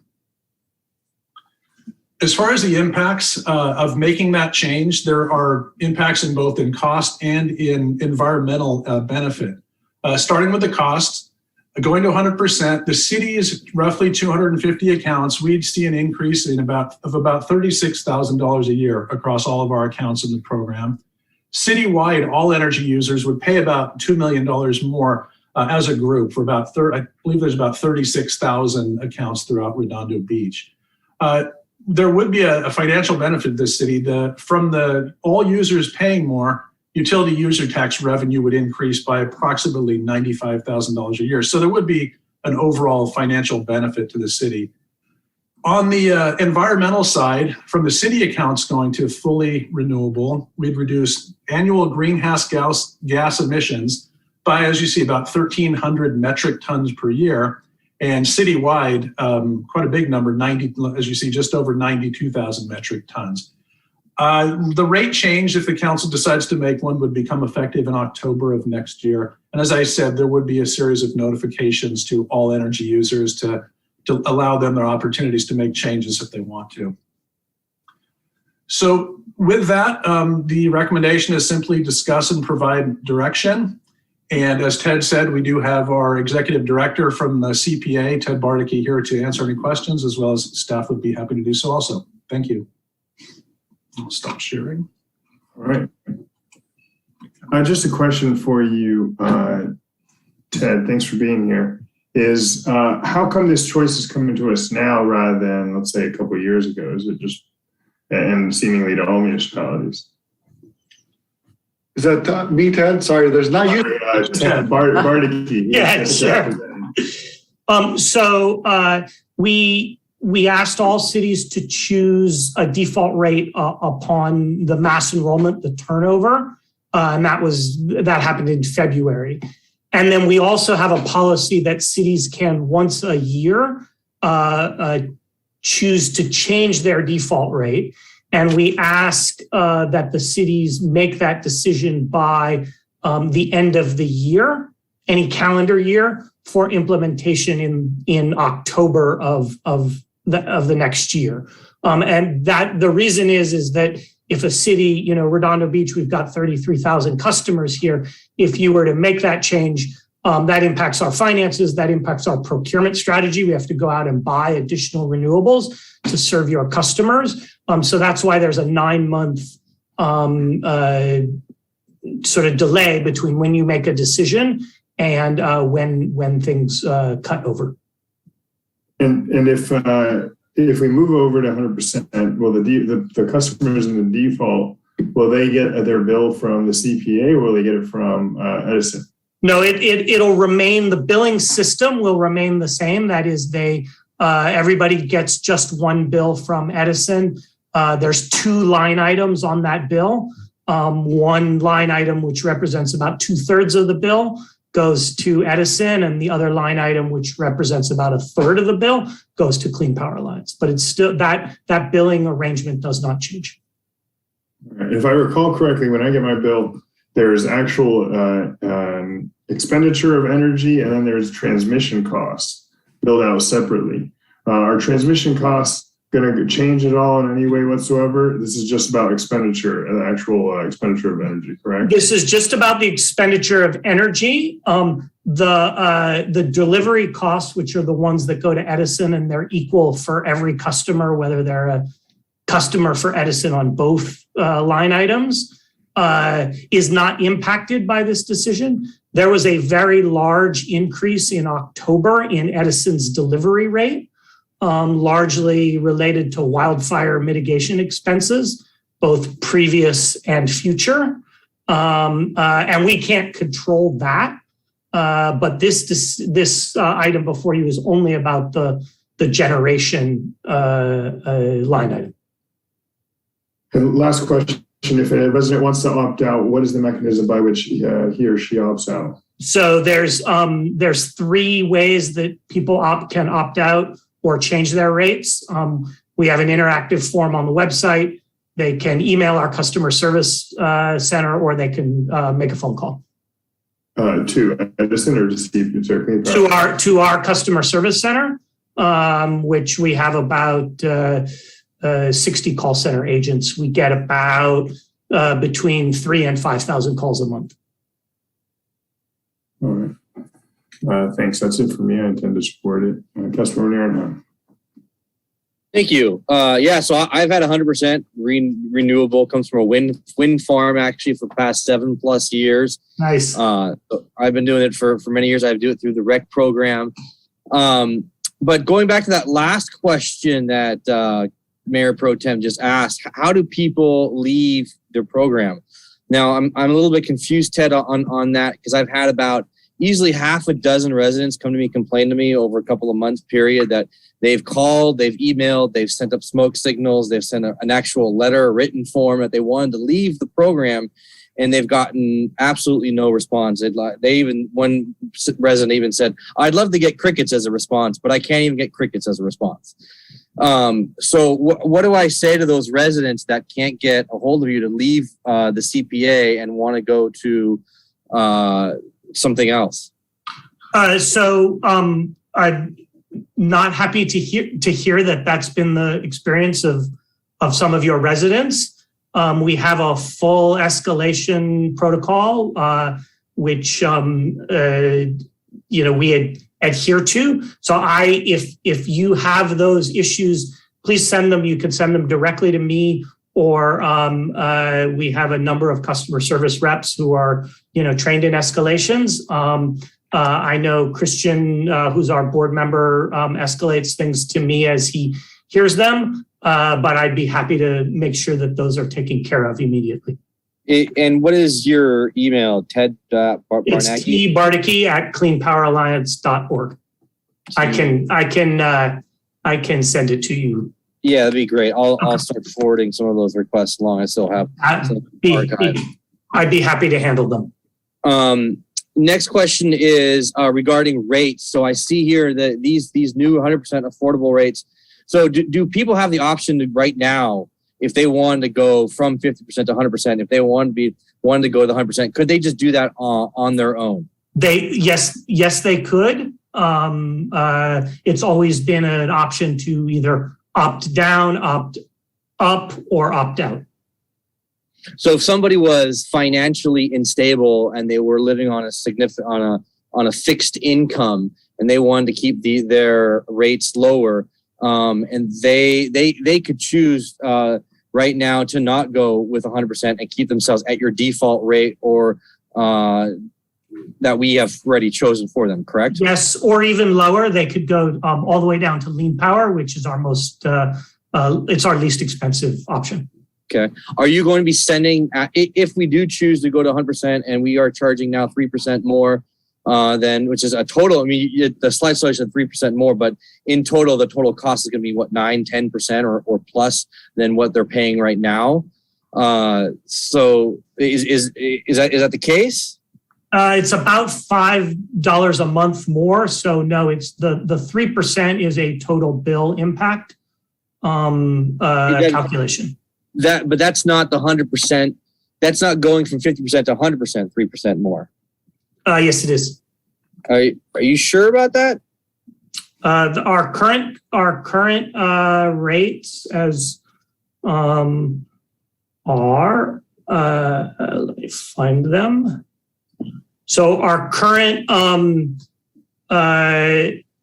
cost on a typical bill for clean power is $178 a month. And to go to 100% green is $182. So that's an increase of 2.7% or about $4.50. How do you go about increasing your rates? Is it you have to go through Public Utility Commission vote? Do you have a commission, a third party vote who oversees your finances and checks, or and agrees with your increases, or is it just a simple board member vote to increase prices? Yeah, so the board is our governing body for procurement decisions and rates, and they're the ones who make those decisions. Okay, so if you had a sudden increase in generation charges, you could simply just make a board vote to increase prices. That would be a board decision, yes, sir. Okay. I'm fine with keeping us at the 50%. If somebody wants to be proactive, like myself, who's for the last 7 years now, to be 100% renewable energy, they have that choice to go ahead there. I'm really concerned right now with inflation at 10, 15%, 20% at major locations with the wildfire charges that we've had so far with SCE, and we've had increasing winds. To me, it's a real problem to be just blanket charging members of our community who can't afford extra pricing on this pricing without letting them know and being proactive and saying, hey, we're going from 50 to 100%. It's going to impact your bill. I don't think we should be making that choice. We should be providing the platform for them to be able to choose, which we're doing. They need to be able to have that choice on their own, but simply just taking that choice away from them and forcing this upon them, that doesn't sit well with me, especially with those that are on fixed income or low income, and are on the bubble there, people that are battling, the increases every month on energy prices all the way throughout. And like I said, I myself have chosen more expensive 100% energy for years now. I've paid the premium, but I can afford to do that. So I'm not ready to go to a higher 100% rate yet right now. So thank you. All right, Councilmember Horvath. I think Councilmember Lowenstein was ahead of me. All right, on my screen it was you, but Councilmember Lowenstein. Thank you, Christian, and thank you, Mayor Pro Tem. I intend on actually voting yes on this. There are too many issues that we are clearly seeing with wildfires and other things that are clearly related to climate change. And sometimes it takes an entire community to move things. But I do share the same concerns that Councilmember Nierenheim has about fixed income people. These are people that a few dollars to me don't matter, doesn't matter that much. A few dollars to them means a lot. So I want to make sure that if we do vote for this, that we find a way to educate people that they can switch down. I think I'm very glad that we joined the CPA, and this is before your time, Ted, but we did a very poor job of educating people on the billing discrepancies that they had. I had people calling me saying, why is my bill 2-3 times higher, when Edison was the issue, not CPA necessarily. Do you know, Ted, if the issues with Edison have resolved themselves over the last couple of years with the billing? So, sometimes it's a little bit of whack-a-mole, like any IT thing. So there were two major issues over the past couple of years. Those have been resolved. Edison changed over its whole billing system in March of this past year. I think they still had people feeding punch cards at some point. But it was a major project. We saw a few hiccups from that, but most of those have been resolved. And though it's never fun, these big cutovers, I'm happy to say that with the new system, we're likely to see less and less. It'll be more stable and easier to handle. I do want to address your issue about your question about fixed income and sort of making sure you get the word out. So there's two things. One is that the low-income customers who are on a care or fairer rate, and in Redondo Beach, that's 3,300 customers, will see no rate increase as a result of a default action. The Clean Power Alliance policy is that customers on care or fairer or medical baseline receive a subsidy to get 100% renewable energy at the clean power rate. So they won't see any change, but they will continue to get the 100% rate. So there's that. The other thing is that we work very closely with your communications team to get the word out. When Manhattan Beach just changed their default last year, we went as far as meeting directly with senior citizen groups in person, with even an iPad in tow, in case they wanted to opt out or opt down at that particular moment. And our experience was, when we explained what it was and why it was happening, was you got a few people who changed, but a lot of people were quite happy with the change. Well, I think this council has been an environmentally strong council. We've even looked at procuring solar arrays for some of our facilities or all of our facilities. This is a good interim step for us. We decided to do that long term and invest in that. That's one thing. But I'm really glad that we would perhaps do this. The one thing that hasn't been mentioned is the PCIA, or the power cost and difference adjustment. So that has been something that I think adds to the cost. But I see that by March of this year, it's going to be the rates are going to be down 4 to 5%, right? So does that mean that most people, even if they went up to 100%, won't even notice the change, correct or no? So in March, Edison projects that the PCIA will be going down 70%. That'll result in an immediate 6% rate bill reduction for all Clean Power Alliance customers across our service territory, including in Redondo Beach. For a typical residential bill, that's about $11 a month. So that will more than cover the rate increase that they would see as a result of as a result of changing to 100%. I do have to caveat that, though. We will be presenting our 2022-2023 rates to the board in June, and given our continued desire to build reserves and have a financially stable organization, we're probably going to use some of that competitive advantage for our financial, security. So I don't expect that $11 rate decrease to be forever permanent, but it's not going to go back up by that amount either. Well, I would hope that you wouldn't raise the entire amount on that. I understand you want to be financially solvent, and I applaud you for having some reserves, but try not to take it all. No, I Christian knows our board, and I don't think they would agree with that either. So I think it's great. I'm glad we're doing this. I had some doubts a while ago thinking we should do this or not. But, the more time goes on, the more we're seeing the effects of climate change. It's the right thing to do. It's also the right message we're sending to both young people that we care about their future, as well as people right now that are, we don't necessarily feel the side effects so much here other than wildfires in California, but we're going to see more. We're going to see sea rise. We're going to see all the things that are accompanied from burning of fossil fuels. So I think this is the step in the right direction. And if the PCIA can help cover any type of increases, and by the way, are they going to be done after a couple of years, Ted?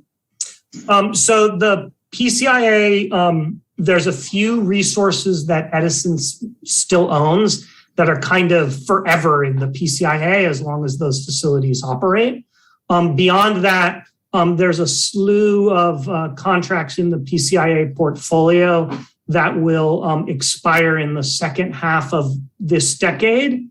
And we'll see a step down, and then we'll see another step down in the PCIA in the early 2030s when there are another slew of contracts. It's never going to fully disappear, but there's a couple of significant step downs over the next 10 years. Well, hopefully this also influences or insulates us from big increases in the cost of producing or securing fossil fuels. I mean, that's a volatile market, right? Sometimes the supply is high, sometimes it's lower, but wind and solar tend to be steady pricing, right? Tend to be. That's right. We've now signed 18 long-term power purchase agreements, which give us a fixed price with no escalation energy for the next 10 to 20 years. And one of the reasons that the price differential between clean and 100% green has come down, it used to be about 9%, and now it's 3 or 4%, is because we've signed those long-term agreements that get us that fixed price with no escalation costs. So we're not every day, but the longer we're around, the less exposed to the market we are. Well, the last thing I'll say is we've been trying, all of us agree to get rid of the AES power plant. Something runs on natural gas, right? So we need to walk the walk. And one of the ways of doing that is moving our town away from the use of natural gas and other fossil fuels. So we want to get rid of that thing. It pollutes like crazy. This is one way of doing that. Hopefully less, less power plant from energy from natural gas power plants if we go 100%. So I'm all in favor, and I'm going to vote yes on this thing. Thank you. Thank you. I'll just note that despite several approaches, we have not and will continue to not buy any power plant from the plant in your town. All right, and thank you, Christian, for making sure that we don't. All right. Thank you. On that note, let's go to Councilmember Horvath. Thank you, Mayor Pro Tem. And thank you, Councilmember Lowenstein, because he's kind of been lockstep here with me over the years on this, because I think he truly also recognizes that this is one of the easiest things we can do to overcome GHG emissions. And it's one of the easiest things that consumers of electricity can do here. And if we look at our climate action plan that we implemented when this council first started, it shows that is actually true, because just about half of GHG emissions are coming from electricity usage or just power usage here in homes and commercial entities. So I truly appreciate that. And Todd, I will say the board has been extremely adamant about taking care of people on fixed income, whether they're on the CARES or the FAIRs. We've had extremely robust conversations around that, especially over the past, couple of years with COVID and whatnot, and surrounding this idea too for cities that are going to 100% about protecting them. The good thing about CPA is that our long-term goals as a board have been to the point that Ted made, is to continue to shore up here in the short term the ability of the organization to be strong financially, because the whole point of a community choice aggregate is that it is a nonprofit, and right, it is not beholden to shareholders, and so those profits come back to the community in terms of incentives. So when you talked about, us having a desire to do solar arrays, the idea would be that there would be incentives coming from Clean Power Alliance to help us do programs like that, or to, one of the other things you and I have tried to work on is, more, battery charging stations, throughout the city. Anything, along those lines. These are programs that the majority of my board members have expressed, wanting to get to. I think we all want to get there sooner than we can, but we have really, because this is a new organization, have really tried to make sure that we create that strong foundation. And I think Ted and his team have been fabulous in doing that. One of the most interesting things to me over these years is how much Edison has raised their rates. And we made a choice early on to stay in parity with Edison's rates. And so that's why, and we chose the 50% rate. And so we were always in parity with them. But now with the PCIA going down, it just makes sense. And so you made a valid point there, when we see the cost of what it is to go up to 100%, you're right. People aren't actually going to notice it thanks to this PCIA adjustment in March. And so that makes a big difference. And this is, I think, like I said, one of the easiest things we can do for your kids, my kids, the future generations that are really waking up to the fact that we are well beyond where we need to be in fighting climate change right now. So I appreciate your comments and questions. Mayor Pro Tem, I was wondering if we can go to public comment. Sure. Madam Clerk, do we have any public comment? Yes. First one is Al Sattler. Okay. Hello. Al Sattler. I'm Vice Chair of the Executive Committee for the Palisades South Bay Regional Group of the Sierra Club. And the Sierra Club is strongly in favor of moving to 100% renewable energy option, the default, at least for this. And certainly it is important for people to have the option to choose what's important for them. As has been noted, some people feel they can't quite afford it, although you've also commented that come March, it's not going to be noticeable between the clean and the green rate. For all the reasons that Todd Lowenstein and Christian Horvath have said, I think it's important to move forward on this. And I look forward to doing it. Thank you very much for considering this, and thank you very much for thinking about our future. All right, thank you. Any other public comment? Yes, we have Riley Goldfarb. Go ahead. All right. Hello, can you guys hear me? Yes, we can. Awesome. Good evening, council members. I'm Riley Goldfarb, a junior at Redondo Union High School and a very passionate environmentalist. I'm here to sincerely ask you to vote yes for switching our Clean Power Alliance default to 100% green power.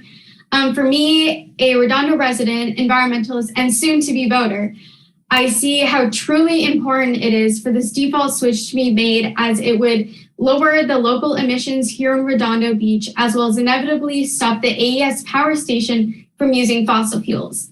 While I understand Redondo is currently at 50% clean power, it is still not enough. And even our neighbor Manhattan Beach made the switch to 100% green power, as well as 14 other cities. And just earlier today, both LA County and Beverly Hills unanimously voted to go to 100%. This is the most important action you as our council can take to reduce emissions and make significant progress on our community's climate action. I have seen Redondo in the past few years take charge at the forefront of environmental change, so switching to 100% green power would be another very impactful step towards fighting climate change. Also, I know for me, I would be beyond proud to say that the city I have grown up in my entire life decided to make one of the most important changes to me. I had created 2 petitions for Redondo Beach community members to show their support for switching to 100% green power. Within the past few days, I was able to get 555 signatures for the hard copy petition and 95 signatures for the online petition. I even created a social media campaign with some of my fellow Redondo Union friends and classmates using the hashtag RB100GreenPower. I would like to note that the majority of the signatures I got are from Redondo students, as we are very passionate about the issue of climate change. We are soon to be your voters, and we all strongly encourage you to support measures to protect our environment. I hope you also had a chance to read the email I had sent this morning that included pictures of the petition, as well as different Redondo students holding signs with the ugly AES power station in the background.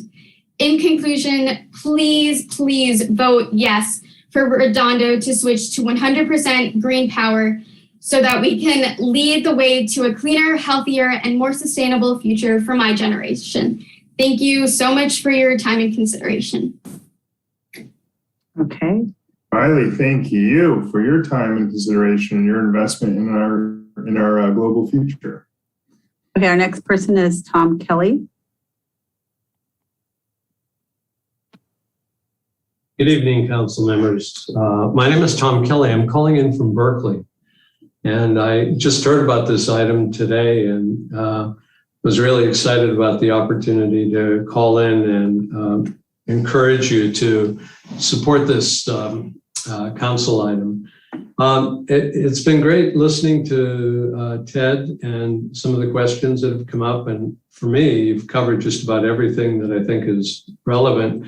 There were 2 things I just wanted to supplement, and that is that when you go to 100% renewable, and you are also working to electrify your buildings and encourage the use of EVs, you're also getting the benefit of those emission reductions from those particular activities. I mean, it would be a shame in a way to, encourage RVs and EVs and electrification and still be producing greenhouse gas emissions associated with that activity. The other thing I would say is that I'm glad to hear that the PCIA charge is starting to fall. And hopefully that will give the CPA the ability to provide the kind of programs that will help you make that transition, whether it's EV chargers or some kind of rebates or incentives to help people buy induction ranges or heat pump electrification and air conditioning, that kind of thing. So anyway, that's my pitch. I'm really excited to see that you're considering this, and I'm hoping that you'll actually go forward with it. Thanks very much and good luck. Thank you. Next person is Craig Cadwalder. Good evening, council members and staff. My name is Craig Cadwalder, and I'm speaking on behalf of Surfrider South Bay. And one of the issues I'd like to bring to the forefront, which Surfrider is very concerned with, are the effects of climate change on sea level rise, the more severe storms we're experiencing, and drought. And all of this is due to the warming effects of climate change and the negative impacts of fossil fuel-based power generation, as well as the other fossil fuel-based systems.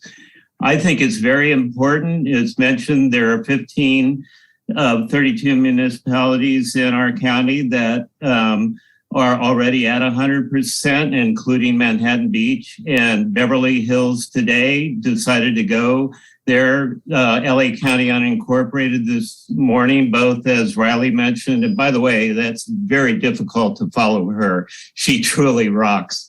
And we also know that Claremont is also considering it. If all those and Redondo Beach go to 100%, then 60% of the CPA in this area will be at 100%. The important thing is the projection of combined 93,435 metric tons reduction of greenhouse gases each year.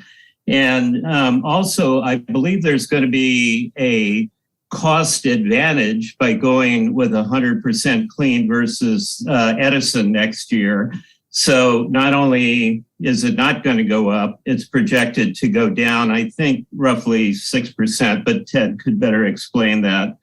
I think it's critical.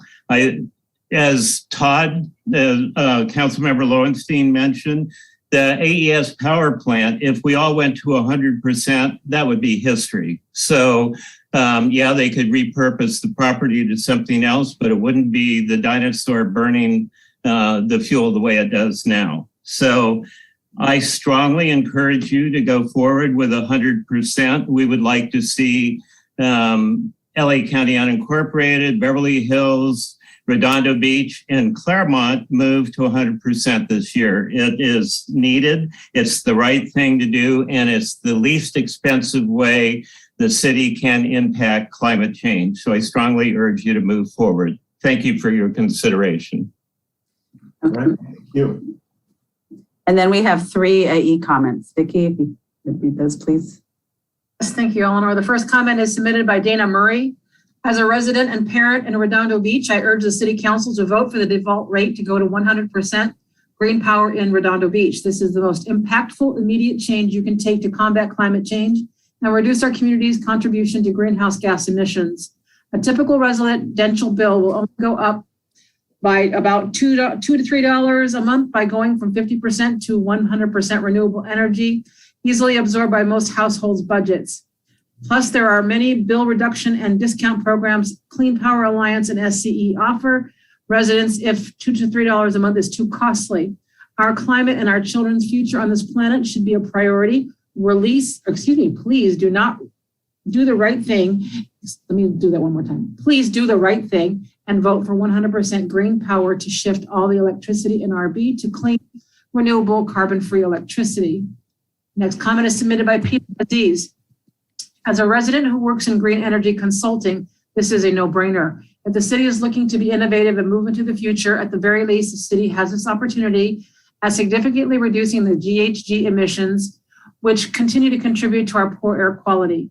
I have worked with varying cities in Northern California to achieve economic development efforts in gaining public funding from the California Energy Commission by partnering with green energy storage companies that want to assist cities go green by creating battery and microgrid storage.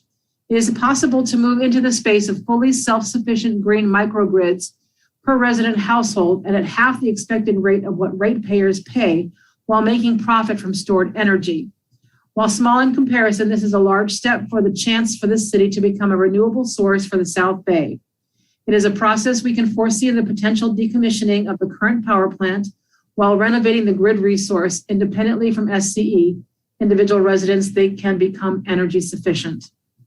Third comment is submitted by Joe Galliani. Dear Mayor and City Council, I write today to enthusiastically encourage you to adopt a 100% renewable default, opting for Redondo Beach electrical users in the Clean Power Alliance, CPA. Item N1 on your agenda for tonight's meeting. With the PCI charged CPA customers by SCE being cut significantly in March 2022, and SCE's own rates scheduled to increase yet again, There has never been a better time to offer clean, green, renewable energy to your city at a lower cost than the for-profit monopoly electric utility charges for their regular mix of power. And with the climate crisis we are in accelerating extreme weather, health impacts, and pollution worsening with each passing month, there has never been a more urgent need to rapidly move to 100% renewable power. With state authorities refusing to keep their promises to close the aged AES pollution plant and the city unable to control its fate, an obvious and proactive response to this affront to our area's health and safety is a move to 100% renewable energy to help eliminate the need for and use of natural gas and peaker plants like dirty AES Redondo Beach. I salute you in advance for taking this positive big step forward. Kind regards, Joe Galliani, 668 Kayamar, Redondo Beach. And that concludes comments under N1. All right. Thank you. I'll just make some comments before I go back to Councilmember Horvath in response to what Councilmember Narenheim said. I think we have to do our part as it concerns being a member of the CPA and adopt 100% renewable energy level. Number one, and also protect our climate change future to the extent we possibly can. And like Councilmember Lowenstein said, this is the easiest step to do that. Number two, this rate change is not going to occur. 3% increase would not kick in until October 2022. That gives ample time for the port congestion to decrease and potentially for the inflation to stop or even recede. And number three, we hope to have a well-oiled public information system. We better by October 2022. This would be among the things that we push out to residents that, hey, this change is occurring. And if you are not part of the protected groups that is not going to experience rate change, then here are the number of ways that you can opt out. Feel free to reach out to your council members if that does not, if you aren't able to opt out. All right, Councilmember Horvath. Yeah, thanks. It's a perfect lead in. Not to belabor the issue, but I wanted to just ask Mr. Bardacke a question. The other cities that have opted up to 100% in like the past year or two, can you just maybe talk about like how that worked in each of those individual cities, how it affected or not affected people choosing to go up, any background information you have? Sure. So the first thing I'll note, because there's a lot of discussion about sort of communication and outreach, we really partner with the individual cities because each one has a particular message they want to deliver. And you all are the best sort of fountains of knowledge about how your residents want to be communicated with and are the most effectively. So we saw, for example, what people did in Manhattan, what our partnership with City of Manhattan Beach around their default level, how we communicated, what channels we used was quite different than what we did in, say, Agora Hills. So unlike the mass enrollment that took place in February and June, we're going to be much more customized here. So that's the first observation that I would make. The second thing is that in the 5 cities that that have changed their default since mass enrollment. So that's Sierra Madre, Malibu, Manhattan Beach, Agora Hills, and Calabasas. Collectively, we've seen just about a 1.5% level of either opting out or opting down. Generally, people go with the default, just like they've gone with the default at the 50%. So not a lot of change, even in the places where we make, lots and lots of outreach efforts. And then the third thing I'll note is that, I've got 32 local elected members on my board, so I work with folks like you a lot. This has the default rate change has not risen to be a major item of controversy in the 5 cities that have chosen it. One of the reasons I think that has happened is since mass enrollment, folks who were not supportive of Clean Power Alliance, either because for ideological reasons or cost reasons, have opted out already, and we won't be notifying them. It's only our current customers. So you've already got a customer base that is at least receptive to our message. Again, we don't, in places where we've done, newspaper ads, social media, 2 postcards, lots of stuff, we just don't see a lot of change. Great. Thank you. All right. And, actually to Ted's point, I did receive this postcard in the mail, obviously with his virtual background, but that states clearly your power choices. Choose the energy source and rate plan that's right for you. And it's addressed to me or current resident, and it has a clear comparison chart between choose virtual background between Edison and the Clean Power Alliance. So I think the information is getting out there, credit to them. All right, Councilmember Nierenheim, your hand's up. Oh, can I just finish? Sorry, I didn't realize.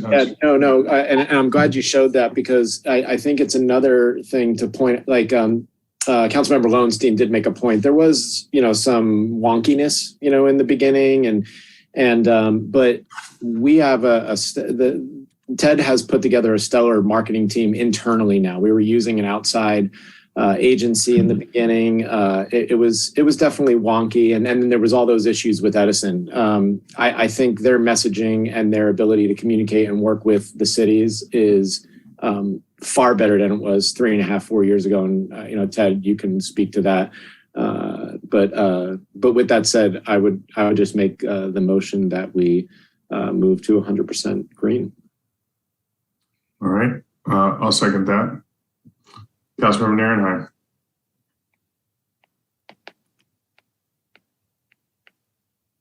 Councilmember Nierenheim, your hand's up. Maybe it's still up from before. Don't know if it ever went down. All right. So the motion is by Councilmember Horvath and second by Mayor Pro Tem Obagi. And are there any more public comment? No more public comments.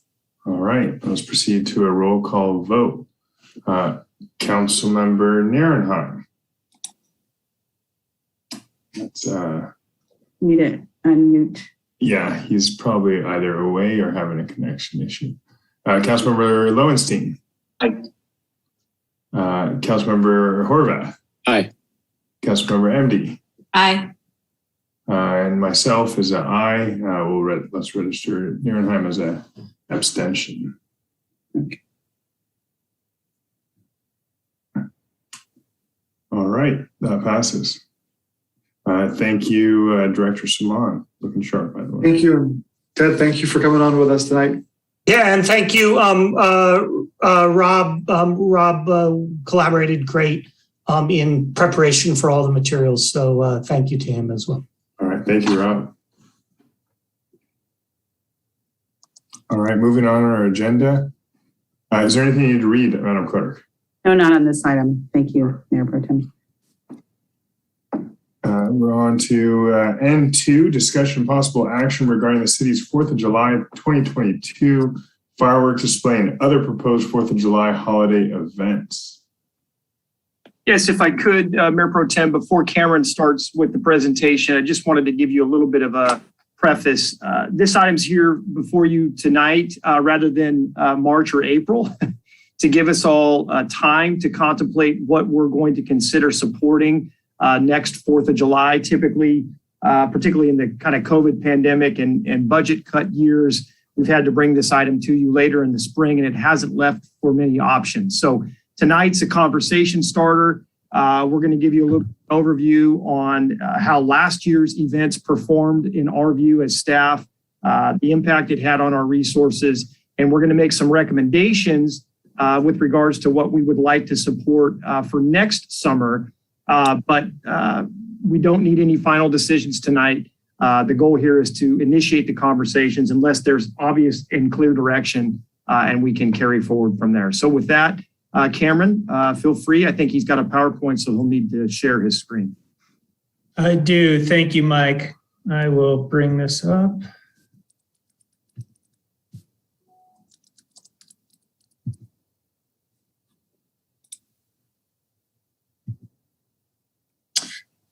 Okay.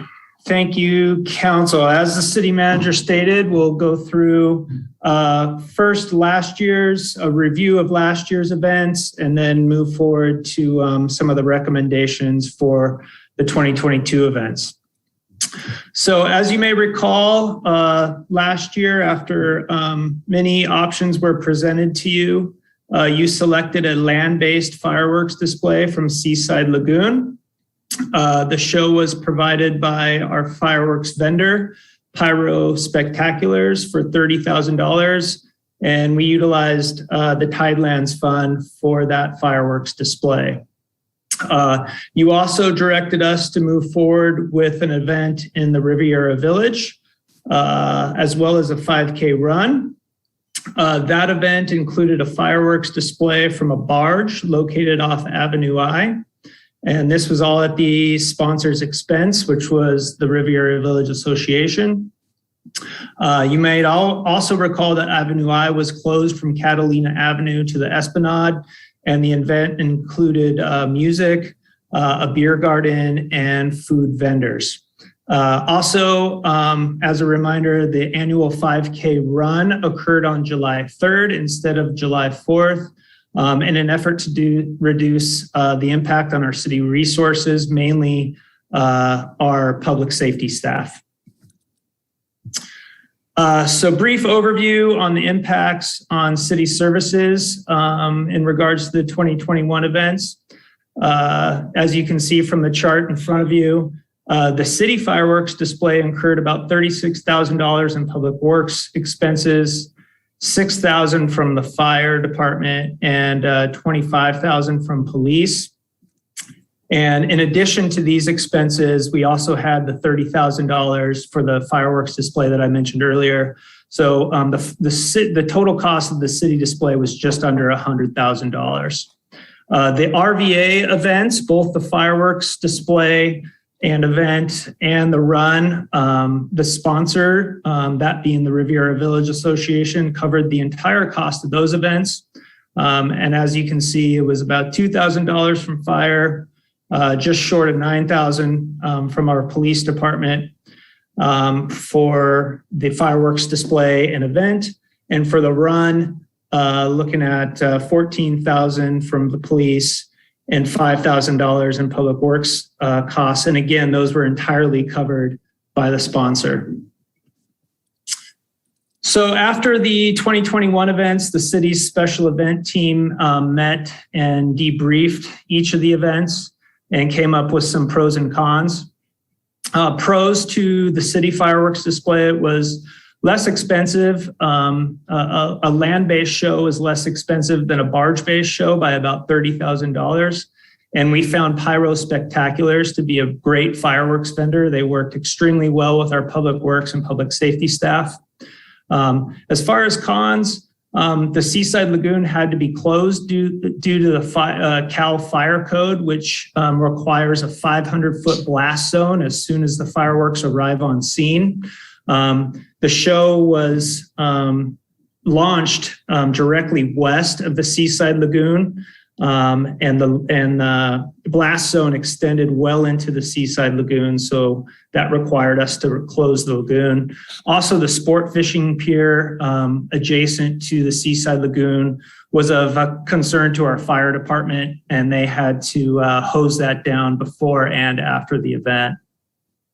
Both the Riviera Village, the fireworks event, and music and beer garden went extremely well, as did the run. For the event, we felt that, or we discussed with the sponsor afterwards, the barge was supposed to maintain a 1,500-foot clearance from the shore, and it routinely came within that.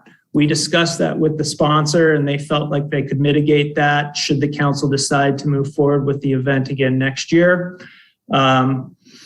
For the run went extremely well, and we would strongly recommend that the run occur on a day other than 4th of July again next year, especially if you decide to move forward with a city display, the art and the RVA event. It would be extremely stressful on our public safety staff to have them try and cover all three events on the same day.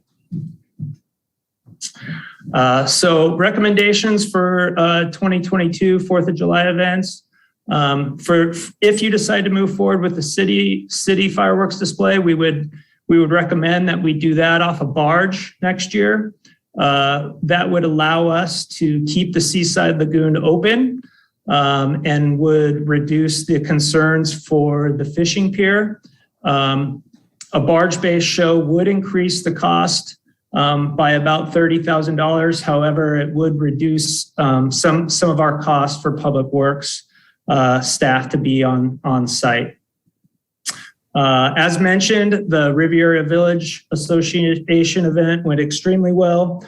Only recommendations for those for that event would be to work with the sponsor to make sure that the barge maintains a 1,500-foot distance from the land.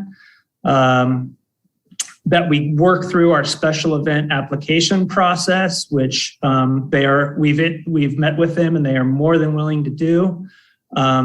One of the things that we would want to work with them next year is a method for validating occupancy. I believe their application last year allowed for a max capacity of about 2,000, if I recall.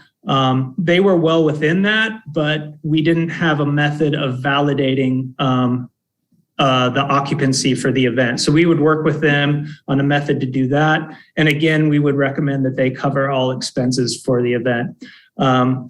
Riviera Village Association 5K run, again, extremely successful event. No concerns from the city's special event staff. The only recommendation, again, and I know I mentioned it before, is that we hold that event on a day other than 4th of July, especially if you decide to move forward with multiple events on the 4th of July. So we have been contacted by the King Harbor Association. They would like to do an event at the Seaside Lagoon on the 4th of July.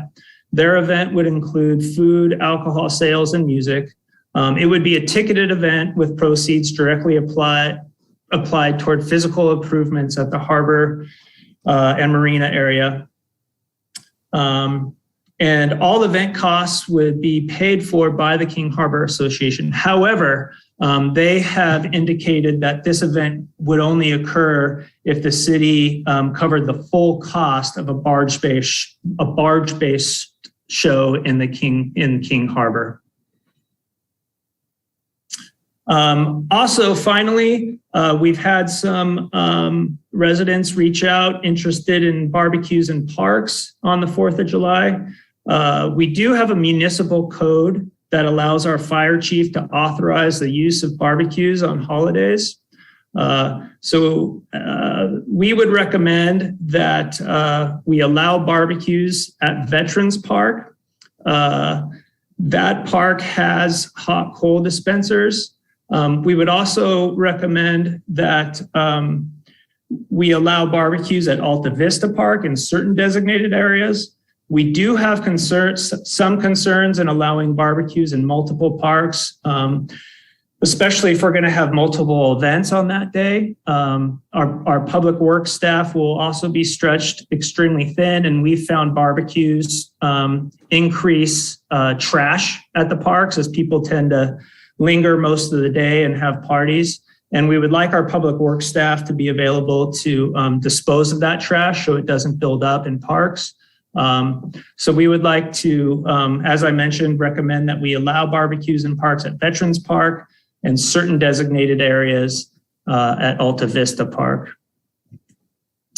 So our recommendation for tonight is that you provide direction on 2022 4th of July events. As the city manager mentioned, if you would like to discuss and prolong this issue, we can certainly do that. But in the interest of time, we would certainly like to get some direction if possible. With that, I have myself, Jeff Ginsburg from the RBA Association, who is taking the lead on the 4th of July event down there. I also have Alan Sanford on the call for any questions that you may have. I don't believe Chris Bredesen from the King Harbor Association could join us tonight, but I can certainly try to answer any questions in regards to that event. And with that, I'll turn it back over to the council. All right. Thank you, Director Harding. A couple questions to start this off. So it seems to me like, if you could stop sharing your screen, please, Cameron, thank you. It seems to me like we were really disciplined last year when we undertook this discussion, maybe because it was in May and because we were just we're in a tough fiscal year. We were uncertain, but we were very reluctant to get 2 barges, or at least have the city pay for a barge for the city's event. Because it was going to be so expensive, $60,000 on top of $67,000 for public safety, all of which the city was going to expend.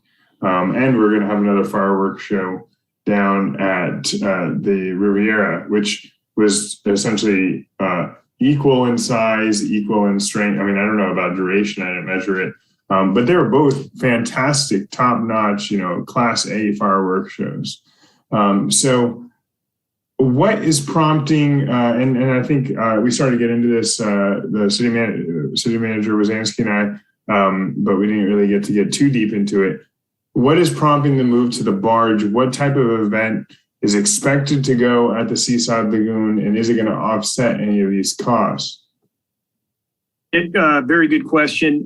The prompting really is the safety, the fallout zone issue, and the fact that the initial storage of the materials limits our ability to operate the lagoon on this sort of key holiday weekend. So as a learning lesson from last year, while it was great to save the $30,000 of barge expenses, or maybe slightly less than that, it came at the expense of a great day in the lagoon. And really, when you watch the show, by bringing it landside, the fallout zone, and we managed the safety concerns, but the show's visibility, the smoke, just the adjacency issues created more problems than I think than we would like to see on a go-forward basis. So we feel if we are going to have a display, it makes sense to shoot it from the traditional barge locations inside of King Harbor.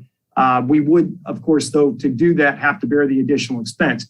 To the second half of your question, we don't have a city planned activity in the lagoon that evening.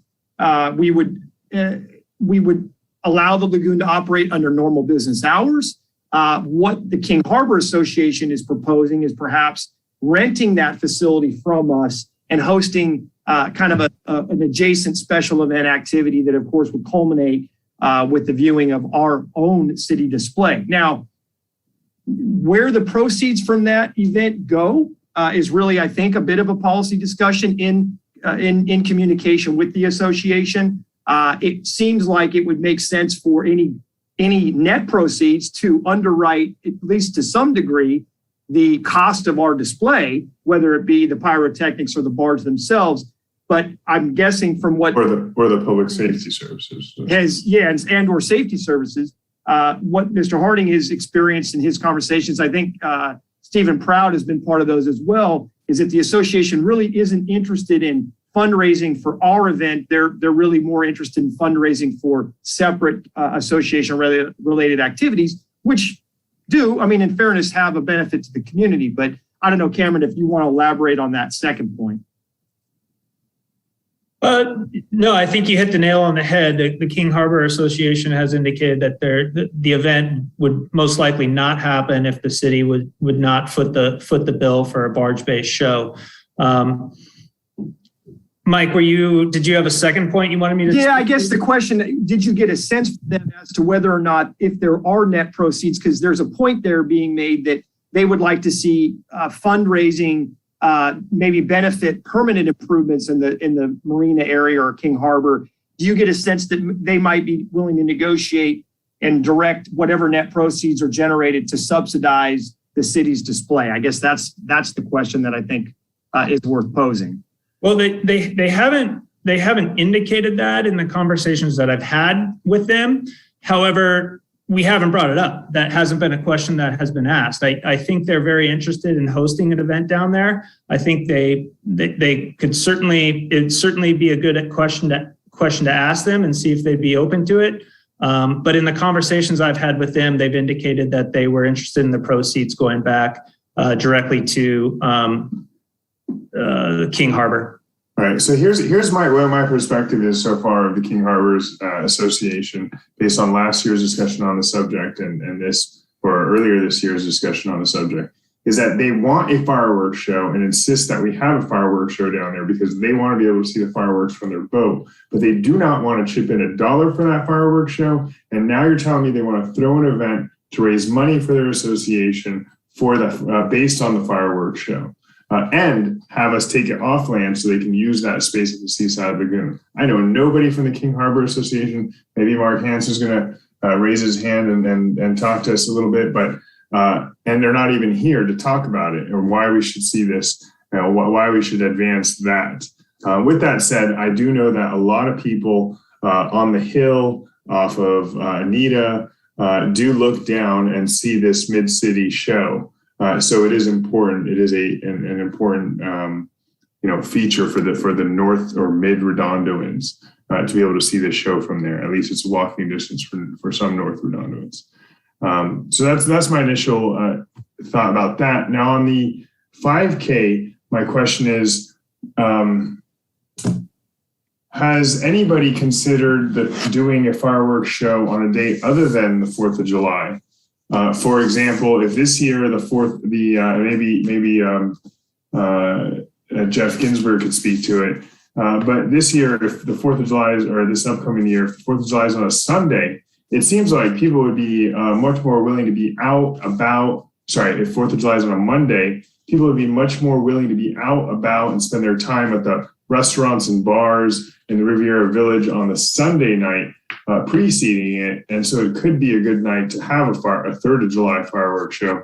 Although I realize that, fireworks belong on the 4th of July. So has anybody kind of expressed willingness to move their event to the 3rd of July? Or are we just going to push the 5K to the 3rd? Our conversations, I'll let Jeff speak for himself, but the conversations that we've had have largely been centered around the 5K event being pushed to the 3rd because the early morning requirements that it poses on our police and traffic control services. We've talked holistically about a completely different time of year hosting a fireworks show. I think there's merit to that. This weekend, I believe, is Manhattan's Pier Fireworks Show. They do it during the holidays, completely different type of engagement. That's a whole different conversation. Moving it to the 3rd, if we're still going to host our own event on the 4th, is going to make for a very long weekend for our safety personnel. I don't think we mitigate our impacts in that scenario. But the village hosting a spring fireworks show or a fall fireworks show or, some other type of celebration event. Yeah, that's a completely different conversation and would have a different set of impacts. All right. And then, and is it the same village association? Is it Jeff Ginsburg or Alan Sanford who's running the 5K? Or I feel like I heard the name of an individual that was different that was running the 5K. Yeah, the RVA, I think, sponsored Cameron. I'm assuming it's being run traditionally by Mike Ward, who, I believe Mike's the coordinator. But it is an RVA event still, right? It's Okay. sponsoring the activity, correct? Sorry. And then the last question was, shoot. I forget. So let's move to somebody else and I'll ask it when it recurs to me. First up is Councilmember Horvath. Yeah. So, and I want to hear from Councilmember Lowenstein because this is his area. But traditionally over the years, we've heard from all the vendors and leaseholders, especially the hoteliers in the Harbor Pier area, about the positive impact that a show has on their business and their the amount of beds that they're able to fill and whatnot. It's clearly a draw.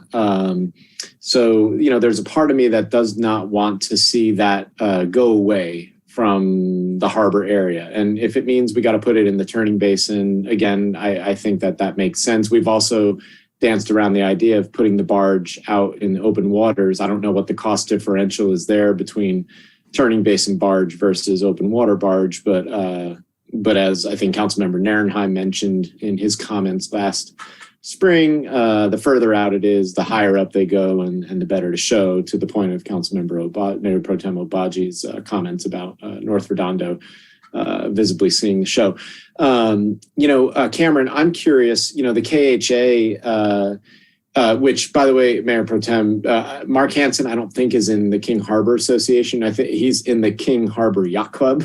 So the King Harbor Association is made up of leaseholders and businesses in the marina area. Maybe the King Harbor Yacht Club is a member. I'm not sure. But Cameron, the Pier Association, the Pier benefits from that,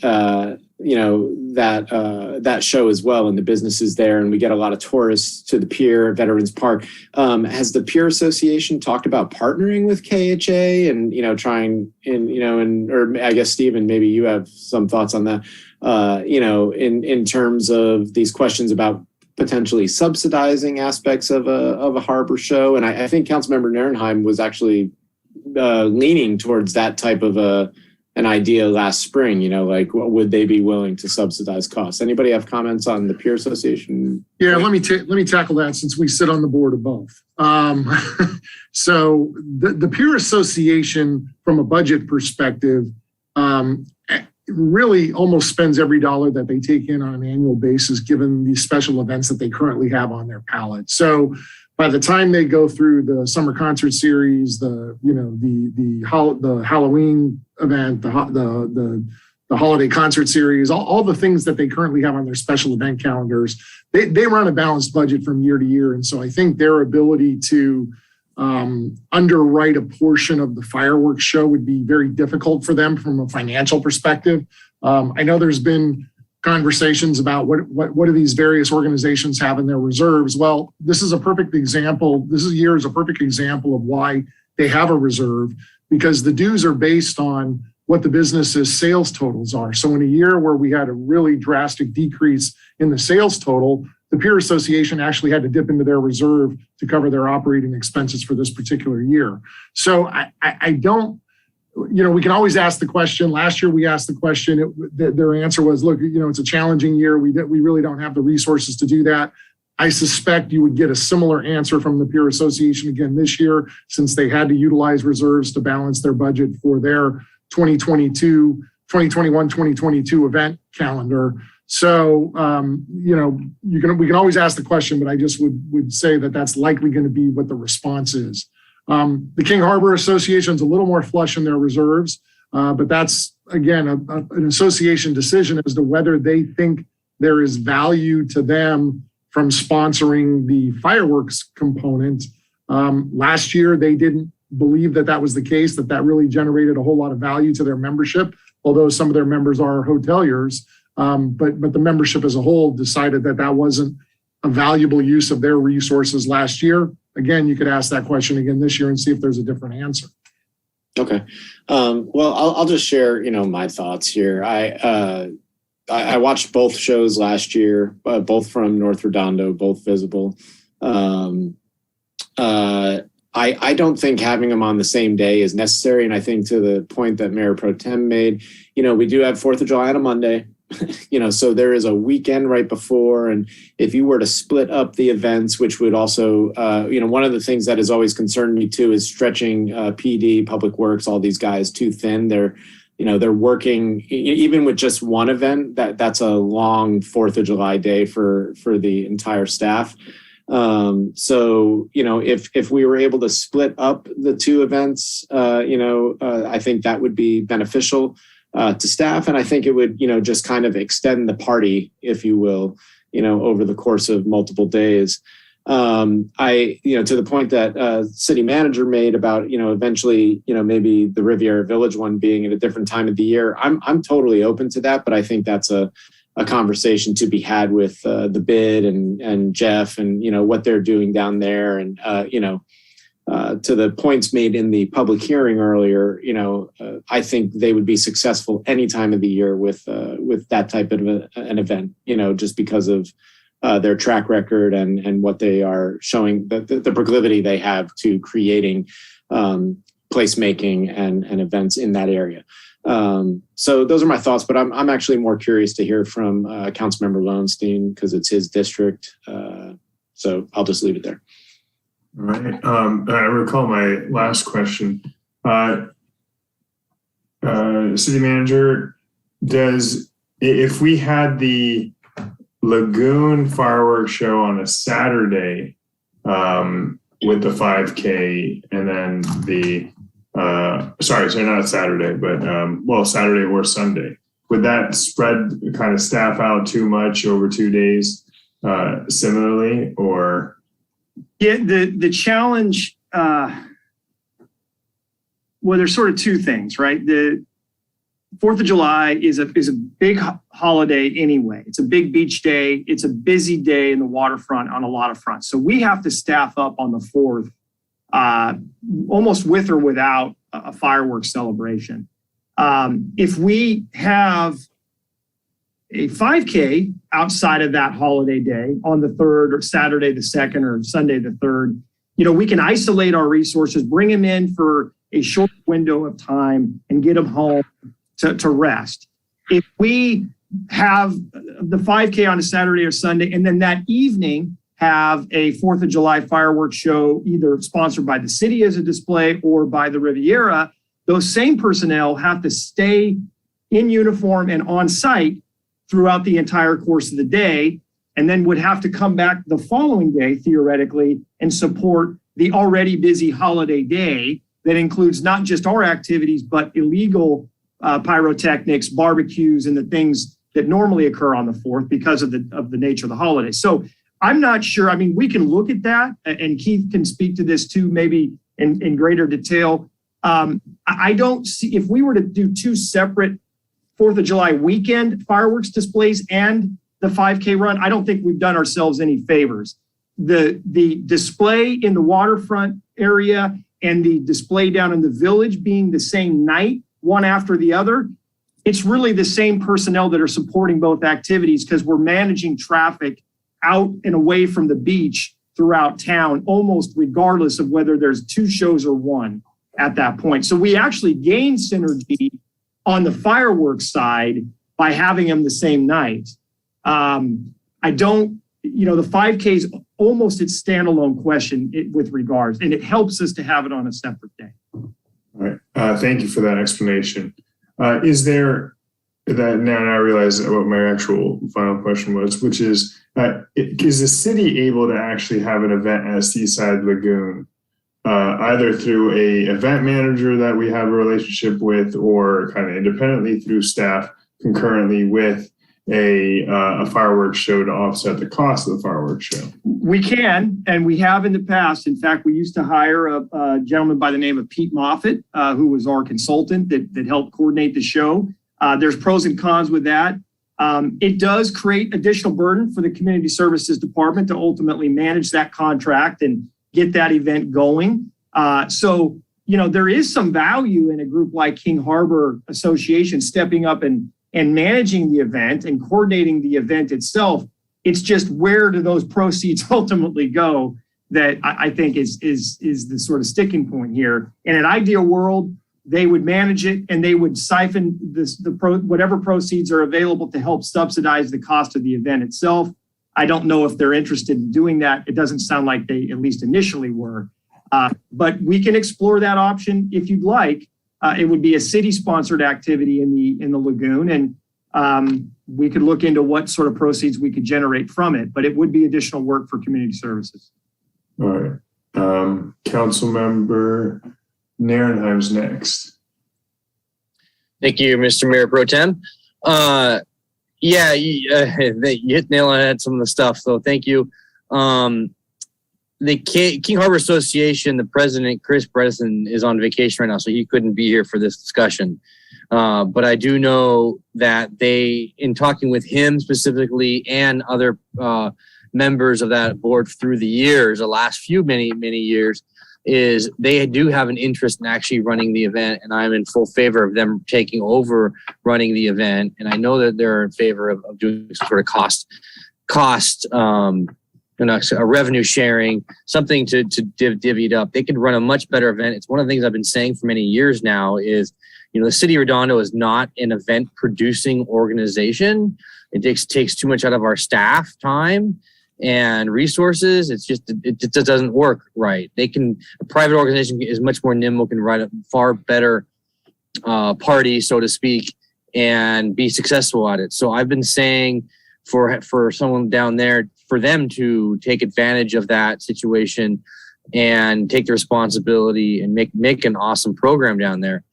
In the staff report, I want to address a couple of inconsistent things that are just flat out wrong in there. Same thing that we were just talking about the KHA. It mentions the RVA in here a couple of times. RVA has nothing to do with any of these special events. RVA has nothing to do with the fun run, and the RVA has nothing to do with the fireworks show that Jeff Ginsburg put on. Jeff Ginsburg came on last May, said the RVA was behind it, but that wasn't true. They actually weren't supportive of it at the end of the day. They weren't sponsoring the event. It was purely Jeff Ginsburg fireworks show, Pike Properties. So I want to make sure the staff report is corrected for future purposes, including the fun run, which is Mike Ward from Village Runner. It's not the RVA.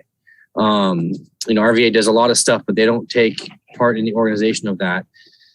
And then the other thing I wanted to correct on the staff report here is regarding the fireworks.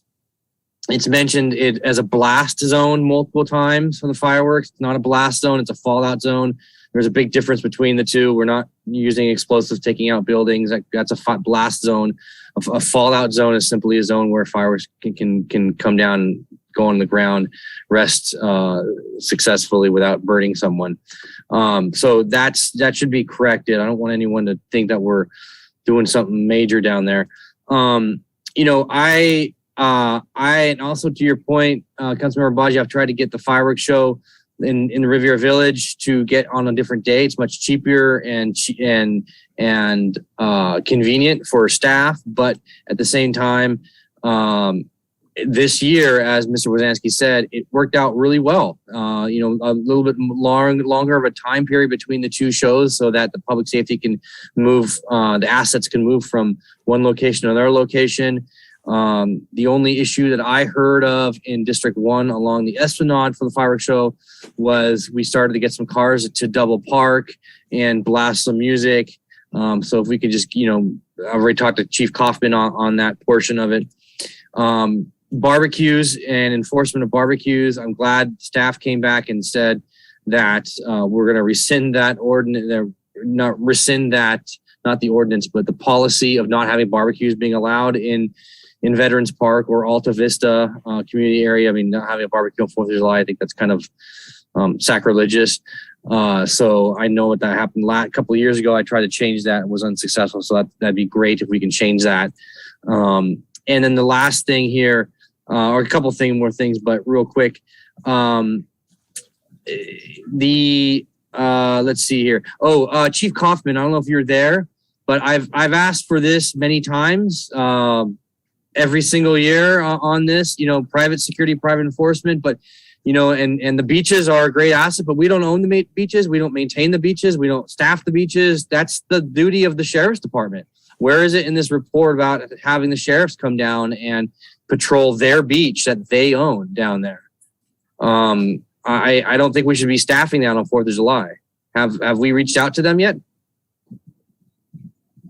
No, I haven't reached out for this year. We would have to check. I know their resources are slim. I think that they commit to Hermosa. I know they have in years past. I'm not sure what type of deployment they had this last year. What we did was we had officers on the beach, not a ton of them. We have obviously bigger traffic concerns, but I've spoken with Cameron, and we have some mitigating ways to assist with that dual fireworks show, which we can mitigate more with a bit more timing, just so we can move resources around. So we're pretty confident with it. I kind of want to stress back to Mike's point. I agree with him. We have our resources there. It's just a matter of timing. That was the first year.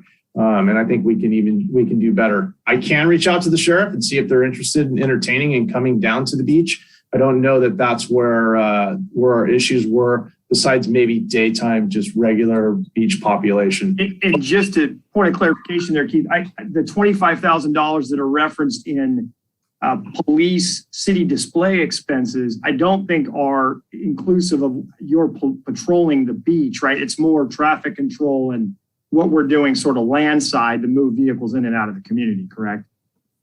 Correct. There are other expenses. I mean, we have to ramp up down in the harbor area.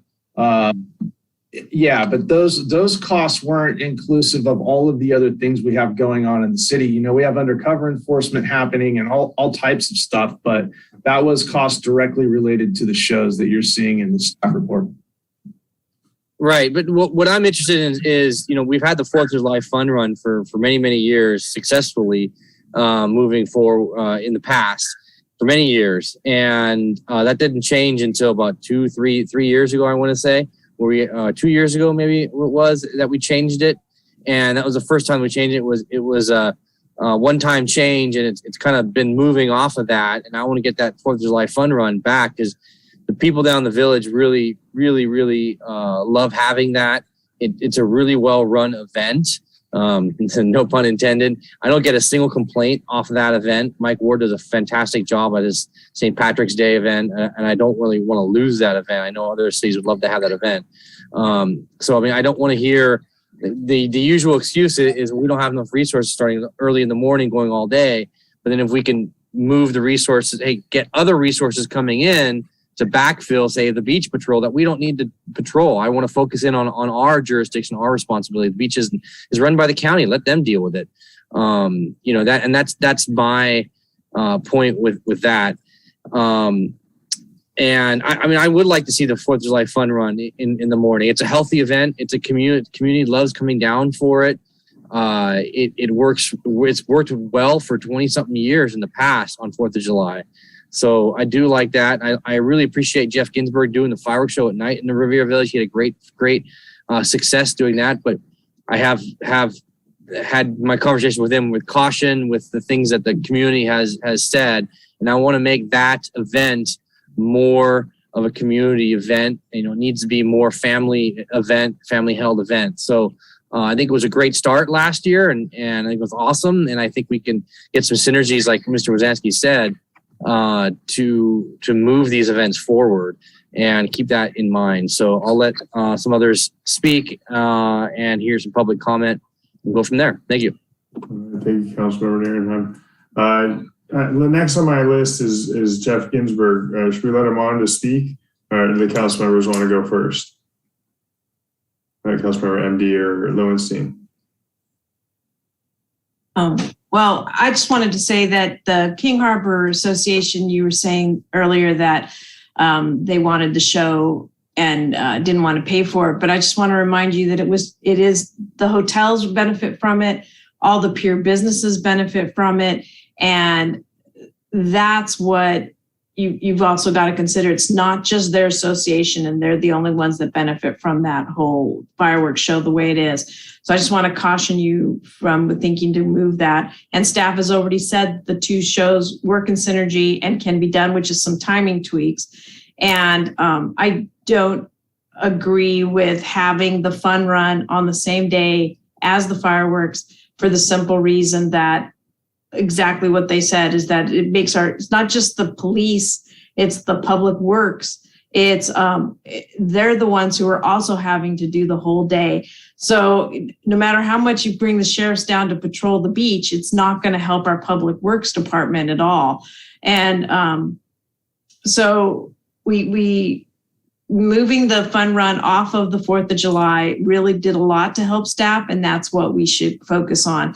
We can have the 2 events, we can have it on the barge, but we do not need to have the fun run on the same day. The fun run can be on a Sunday with the fireworks on Monday. And I am not interested in moving the fireworks off the 4th of July unless we really talk about moving it on a completely different event, like, in the spring or wherever you want to have it, December, because we already went down that road and that did not work out well. So we either just change it to a December event or change it to our anniversary of the city, right? Exactly. Thank you, Todd. Put the fireworks on that day if you want, but you don't just change it to the 3rd or the 4th, because we've tried that road and it was disastrous. So those are just my comments, and that's where I would land on this.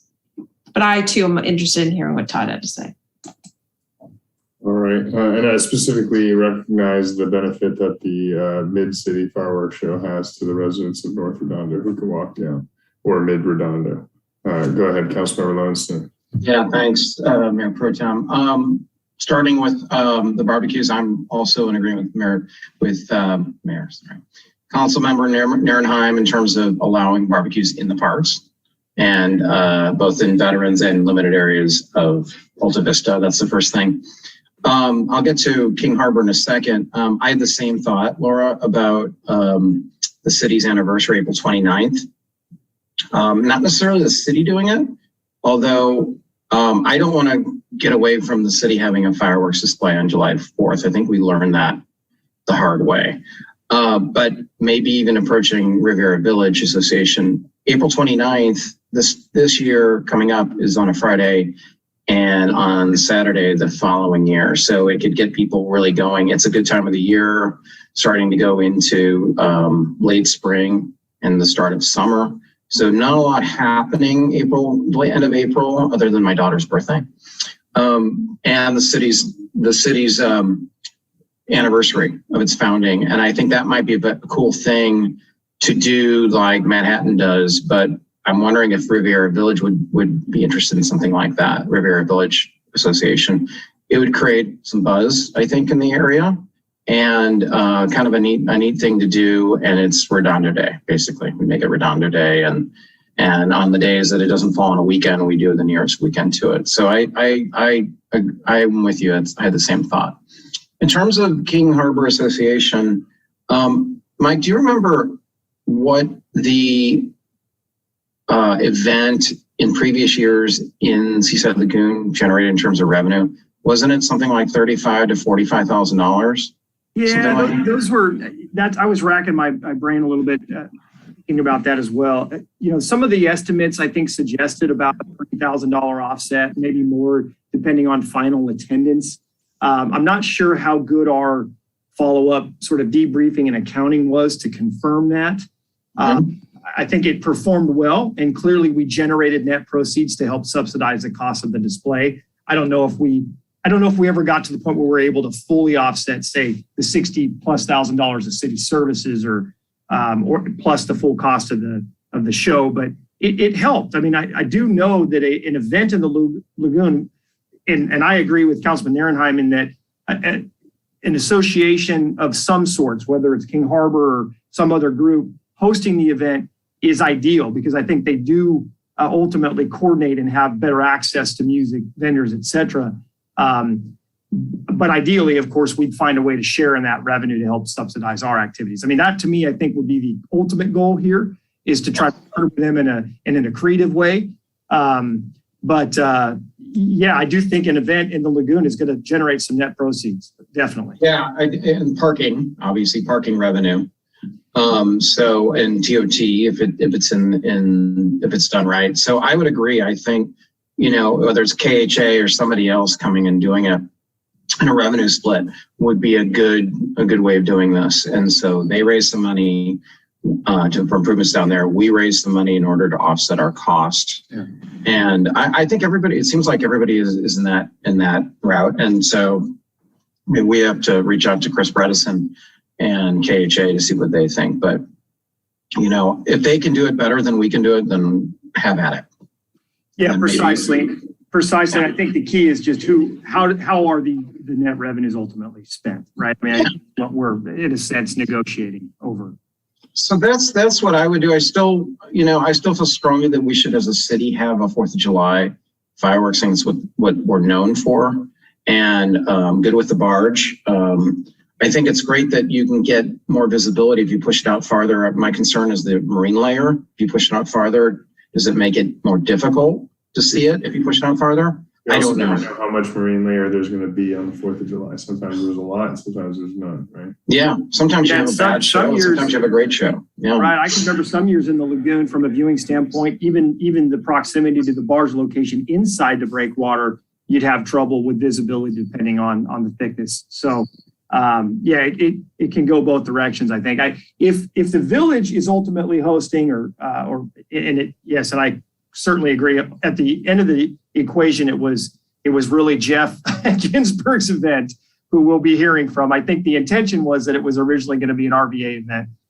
But if the festival off of Avenue I or the show off of Avenue I is well out into the breakwater, 1,500 feet off, I think it makes sense for us to continue to host ours inside the breakwater, kind of have two different areas. It does simplify our process, anchoring inside the breakwater is a little bit easier, although it certainly can be done outside the breakwater, as was evidenced last year. So, and then one other thing to consider is we used to increase the parking expense for the day in the waterfront because we had the display. We got away from that last year because of COVID and everything else, but there is another possible supplemental revenue source if we want to go back to a special day event parking rate, which we have deployed historically. Yeah, I think that's great. I think it's a good idea. The other thing is the fun run. I think it should be on the 3rd. And again, that's too much. It's taxing of police. They deserve a holiday to some degree as well. And I know a lot of them work really long hours that day. So, maybe if, we have it in the morning on the 3rd, they can enjoy the rest of the 3rd with their families because the 4th is a taxing day for them. So, yeah, I think we should push it off. I don't want to run our police ragged for something like this. It's not right. And so that's where I'm at. So on both those things, I think if we can come to an agreement with King Harbor or whoever, that's good. And also Riviera Village Association, that's good. So I'm good with that. Thank you. All right. Let's hear before we go back to council members. Oh, everybody's down. So let's hear from the man, the myth, the legend, Jeff Ginsburg. Hi, everyone. The 4th of July on Avenue I is, I guess the video's not working on this, but the 4th of July on Avenue I think did work out very, very well this last year. I think it made people nervous, of course, since it was really the first event that really occurred after COVID and all that kind of stuff. So it made people nervous and everything, but it turned out very, very well. And I think the only thing that was a problem with the event was the way we went about doing reservations for the inside. There were restrictions and everything on that. And so what happened was we had a set amount of participants that were allowed, but they didn't all show up at the same time. And then there were people who were standing in line who wanted to go in, but since they hadn't pre-gotten their tickets, they weren't able to. And I think if we just went back to the way like it is for Summer Festival, where it's as people show up at the entrance, they can go in, and we have a counter for how many are in and how many leave, and we go back and forth like that. I think if we do it the same way like we do with Summer Festival, that'd probably be the most efficient way to do it. And proven. That's worked, very, very well for years. But I also understand that it was, people were a little nervous with it being the first event after, all the COVID restrictions. And of course, it's up to the city if they want to do, a separate event. One of the things that I did hear from people who were in the harbor area and all that is that they could see the fireworks, the 4th of July fireworks off Avenue I very, very well, even from the harbor area. So someone sent me a video of it and I thought it looked really good. So I don't, I'm fine with both events. I think the 4th of July is an awesome day. And that's why, I really enjoy the event and the fireworks. But at the same time, if it at $127,000 costs the city versus no cost to the city with our event, it's up to you guys, obviously, what you want to do. But, if you can see the fireworks from the harbor, I think you still have the same hotel occupancy and everything with the one event, because we're allowed to do it much larger than you're allowed to in the harbor area. But yes, we would like to do it again in 2022. The Riviera Village Association doesn't want to be per se the event person. They are in support of the Riviera Village is in support of the fireworks event, but it doesn't want to be the official one pulling the permit for liability reasons and stuff like that. So just wanted to clarify those details. And actually, I've also been working with the nonprofit Keep Esplanade Beautiful. That's a 501c3, and they would be willing to, Keep Esplanade Beautiful would be willing to be on the event permit if the city was good with that, since they're already a 501c3. And I know this year, since we'd have some time to coordinate this, we could get sponsors and things, unlike we were able to last year, other than my company, Pike Properties. But I know we'd have other people interested in being sponsors for 2022. So. All right. Well, Jeff, thanks for doing that. Any interest in moving your event to July 3rd? Oh, no. For right. me, I just got to July ask, 4th right? is such an important day in Yes, our right. history. And I'm sorry, but that's kind of Right. very important. No need for sorrow. I just figured since there is no holiday on Tuesday, whereas this last time there was a holiday on Monday for the 4th of July, recognizing the 4th of July, then it kind of made for a lot of people to come out. And one comment I wanted to say in response to what Councilmember Nierenheim said is I thought the police really handled, besides being omnipresent, handled the traffic situation well, in that they allowed people, if they were double parked during the show, to just stay that way, watch the show, and as soon as, at least that's what it seemed like, and as soon as the show was over, they were like on their loudspeaker telling people to, go, move out of the spot, they're double parked, etc. And people responded. So I couldn't see it being I didn't see it being a huge issue. I was on foot. And I also didn't see how far visible the South Redondo fireworks show was from the north or from mid-city, because I was down there in the area. But it was really high, I will say that. It did seem much higher than the predecessor one out from the Seaside Lagoon. So in light of that, I suppose I will, is there any more public, or is it public comment? Yeah, okay, so we have Mark Hansen. Go ahead. Good evening, councilmen, staff. Mark Hansen, King Harbor boater. First off, I'd just like to touch on a couple of background things. Mayor Pro Tem Obagi asked a question, what prompted us to think about moving the barge into the harbor? And I think that question simply needs to be reversed. The real question is, why did we move it from its normal location in the harbor to the lagoon? And my recollection was the council was concerned, against the backdrop of COVID, that maybe we couldn't do the boat parade. And so if we did one a little cheaper by doing it on the land side, we'd be less at risk if we couldn't do it and we couldn't get a refund from the displayer, that'd just be $30,000 that would not be at risk. So the normal location absolutely has been in the barge over the years. Related to that, and I'll apologize to the Mayor Pro Tem if I heard it wrong, but I thought I heard you say that the additional cost was $60,000, and it's actually $30,000 for the fireworks and $30,000 for the barge. So yeah, it's $30,000 more to go from landside out to the barge.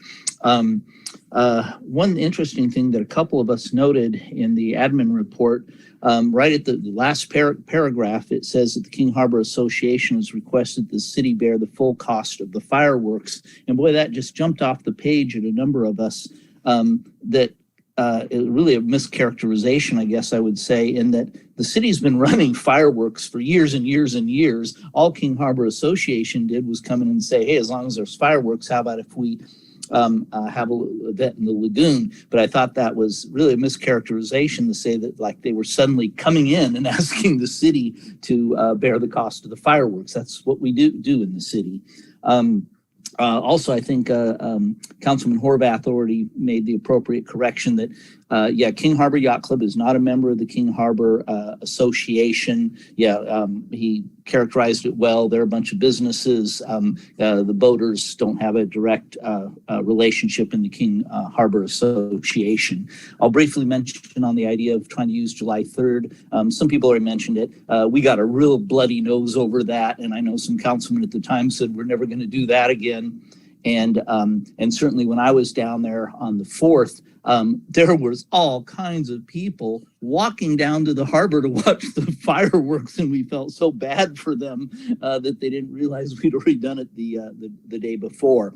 I'll make just a quick pitch for the King Harbor location. Obviously, the hotels, they already chimed in on e-comment tonight, but that's a really big deal to them to have the fireworks there, and I think they would absolutely take issue with Mr. Ginsburg's characterization that they'd have the same options.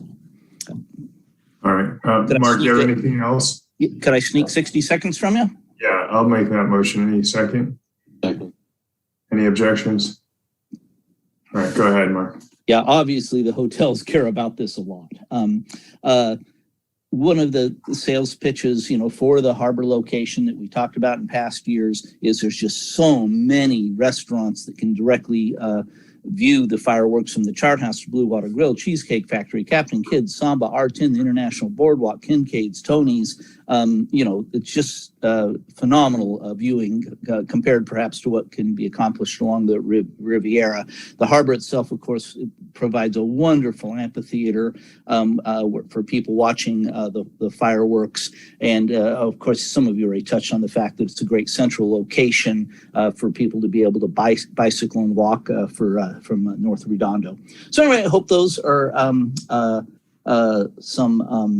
and I know just one other thing. I know that Mr. Ginsburg mentioned viewing the Avenue I fireworks from the harbor. Well, of course, I'm there every year, and we watch our fireworks, and we watched the Avenue I ones, but it certainly, even though it got some more height and they were bigger, it was still kind of an afterthought. We watched all the fireworks, we oohed in the harbor, and then when getting a drink, we says, oh look, there's some other fireworks going on, but it was kind of in the horizon. Anyway, I hope those comments are helpful. All right, thank you. You have some comments? And then we have some e-comments. Go ahead, Vicki. Thank you, Eleanor. First comment submitted is by from Rebecca Elder. Portofino Hotel supports the city funding the 4th of July fireworks show in the harbor area near Seaside Lagoon, if necessary. Nearby hotels see an increase in occupancy and rate for 4th of July because guests can see the fireworks from the hotels. If the show were to be moved south, as was suggested last year, there would be a significant loss in revenue to surrounding hotels and TOT revenue for the city. 4th of July is one of the biggest revenue weekends of the year for beach hotels, and the losses would be insurmountable. Submitted by Rebecca Elder. Next comment is submitted by Lee Collar. As a Redondo Beach boater, I support the continuation of the 4th of July fireworks show in the harbor area. It is an advantage to the businesses in the area, and the boaters enjoy it. The last comment is submitted by Brianna Egan. This council is committed to working to greenhouse gases. Oh, I'm sorry. Let me continue. I apologize. This council is committed to working to reduce greenhouse gas emissions and pollution generated by our city, as evidenced by tonight's discussion to switch to 100% clean power and ongoing efforts to call for the closure of the AES power plant.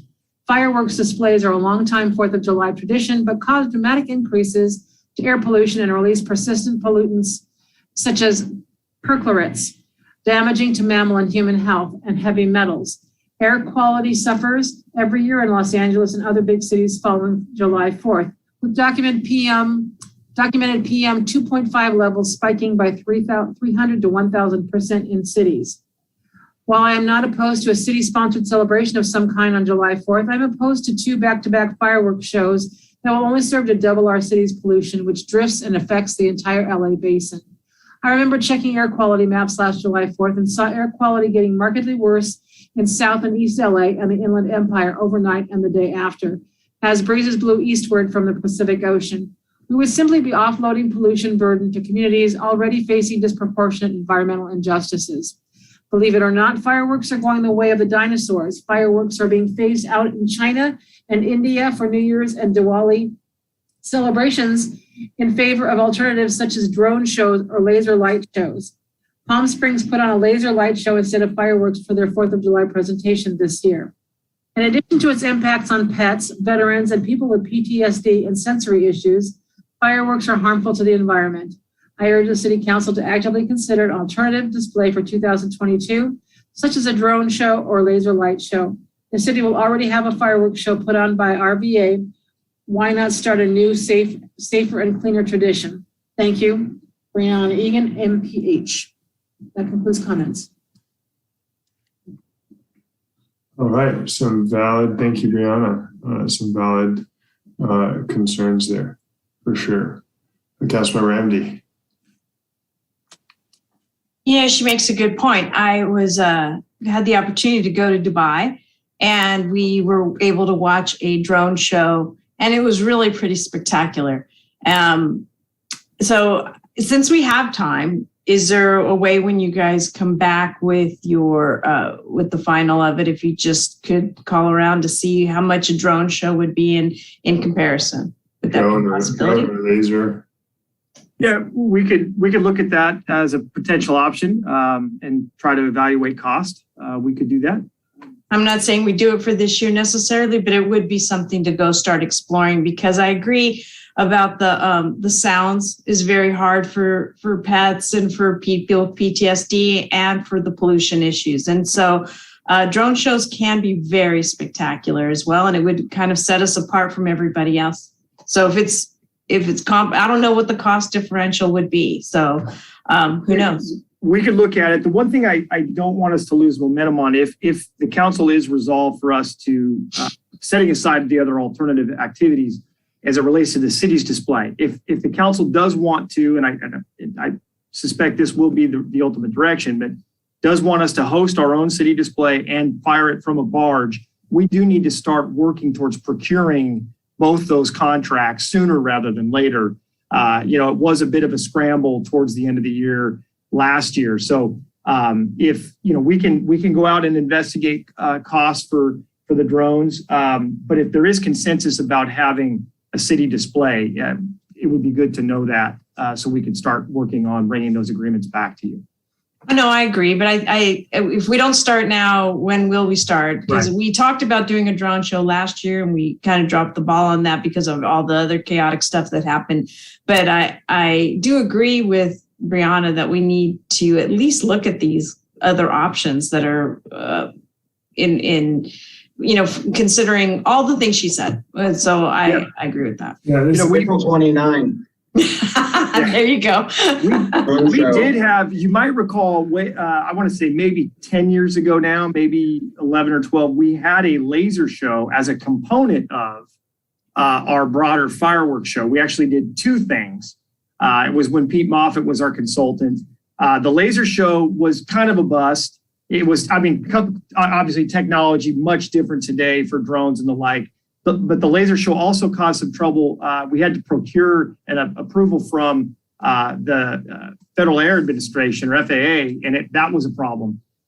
So I don't know what drones would require. Maybe not the same issue, but that was an issue with the laser show anyway.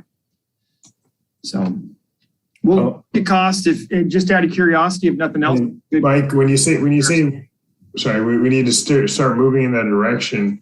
Is it that we got to move in the direction of the barge and fireworks, or we need to just say that we're going to do something there at the Seaside Lagoon and on a barge, and we can kind of keep it open as to whether it's going to be fireworks, drones, lasers? Well, listen, you won't until you ultimately approve a contract for either function, whether it's the barge or the fireworks. We have the ability to course correct if we identify a cheap drone alternative and we want to do that instead. We'll bring you costing, but if you want us to do a barge show and you want us to host a fireworks display in the harbor this summer, the sooner we get confirmation that we're going down that path, the better, so we can get our contracts in place. It could, last year procuring barges, sometimes this is just the industry kind of putting pressure on you, but it wasn't easy for us to procure a quality vendor. We actually had to go through 2 vendors to get to somebody who was credible and could pull the appropriate permits. We got a helpful tip, but it does take some time to get through that process. So, two comments. One, it's not just pets, but it's also like migratory birds and the like. You just they get scared away. They probably get a heart attack. I can't imagine where they're going to go to in LA County during on the 4th of July or where they go to. But I have noticed, I've heard people talk about the damage that they do to birds. So I would favor exploring something else for the Seaside Lagoon this year. Councilmember Aaron. Thank you, Mayor Pro Tem Abaji. When it comes to drone shows, just so you know, it costs us $100,000 at the very minimal start. And it only that's like an extremely basic show. And to do a drone, you're not allowed to fly drones in the harbor because it's in the pathway of the Torrance Airport. You have to get special permission for that. So putting drones in the pathway of the Torrance Airport, you got to think about that. You get a permit and it takes longer. So, and when it comes to the environmental concerns for the fireworks, they've been well studied and they are negligible on the environment. So it's not a big deal. So I'll just make a motion to do a couple of things here. Engage the King Harbor Association on partnering with them for a fireworks show and event. The city pay for cost of some of the fireworks from a barge. Maybe come back to us on what that revenue and cost is for the fireworks. I don't want to exactly throw out a number and say, we spend $50,000 where I want to engage in a conversation with them and you guys can negotiate that. 2 is allow and engage the Riviera Village fireworks from Jeff Ginsburg from a barge, actually as well from a barge for the King Harbor as well. Allow the barbecues at Alta Vista Park, at Veterans Park. If there's any parks in North Redondo that need tending to, Mayor Pro Tem Abaji. And the 4th thing, I think correct the staff report issues that we brought up earlier.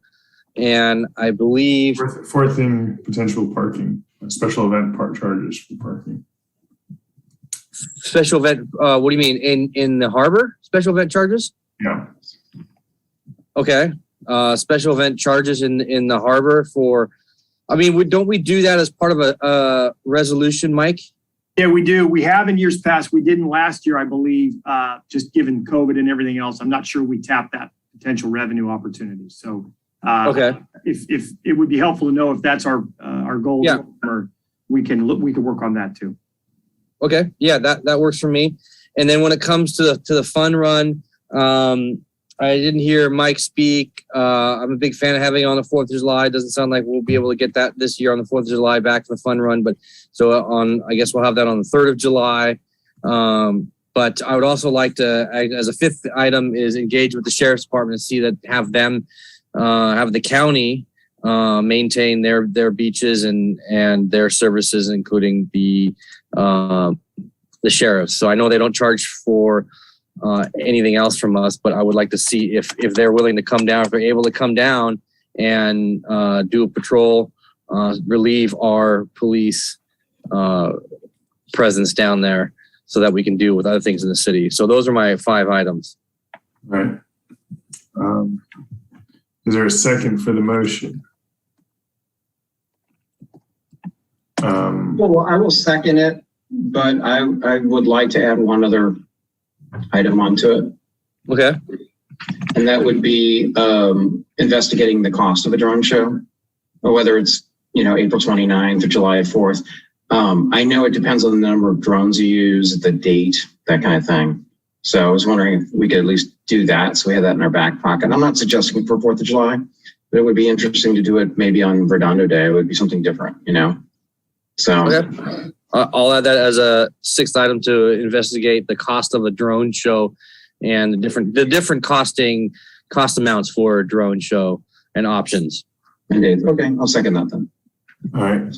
Can I make one amendment or offer an amendment to the motion? Sure. Yeah, go for it. All right. It's that either the King Harbor Association or any other third party be engaged for the purpose of hosting an event down there at the Seaside Lagoon on the 4th of July that generates revenue for the city and is essentially affordable for the residents to come down to. Well, I don't understand that. I don't understand that. The King Harbor Association, that's the first item. Engage the King Harbor Association with partnering with them Well, for an so event.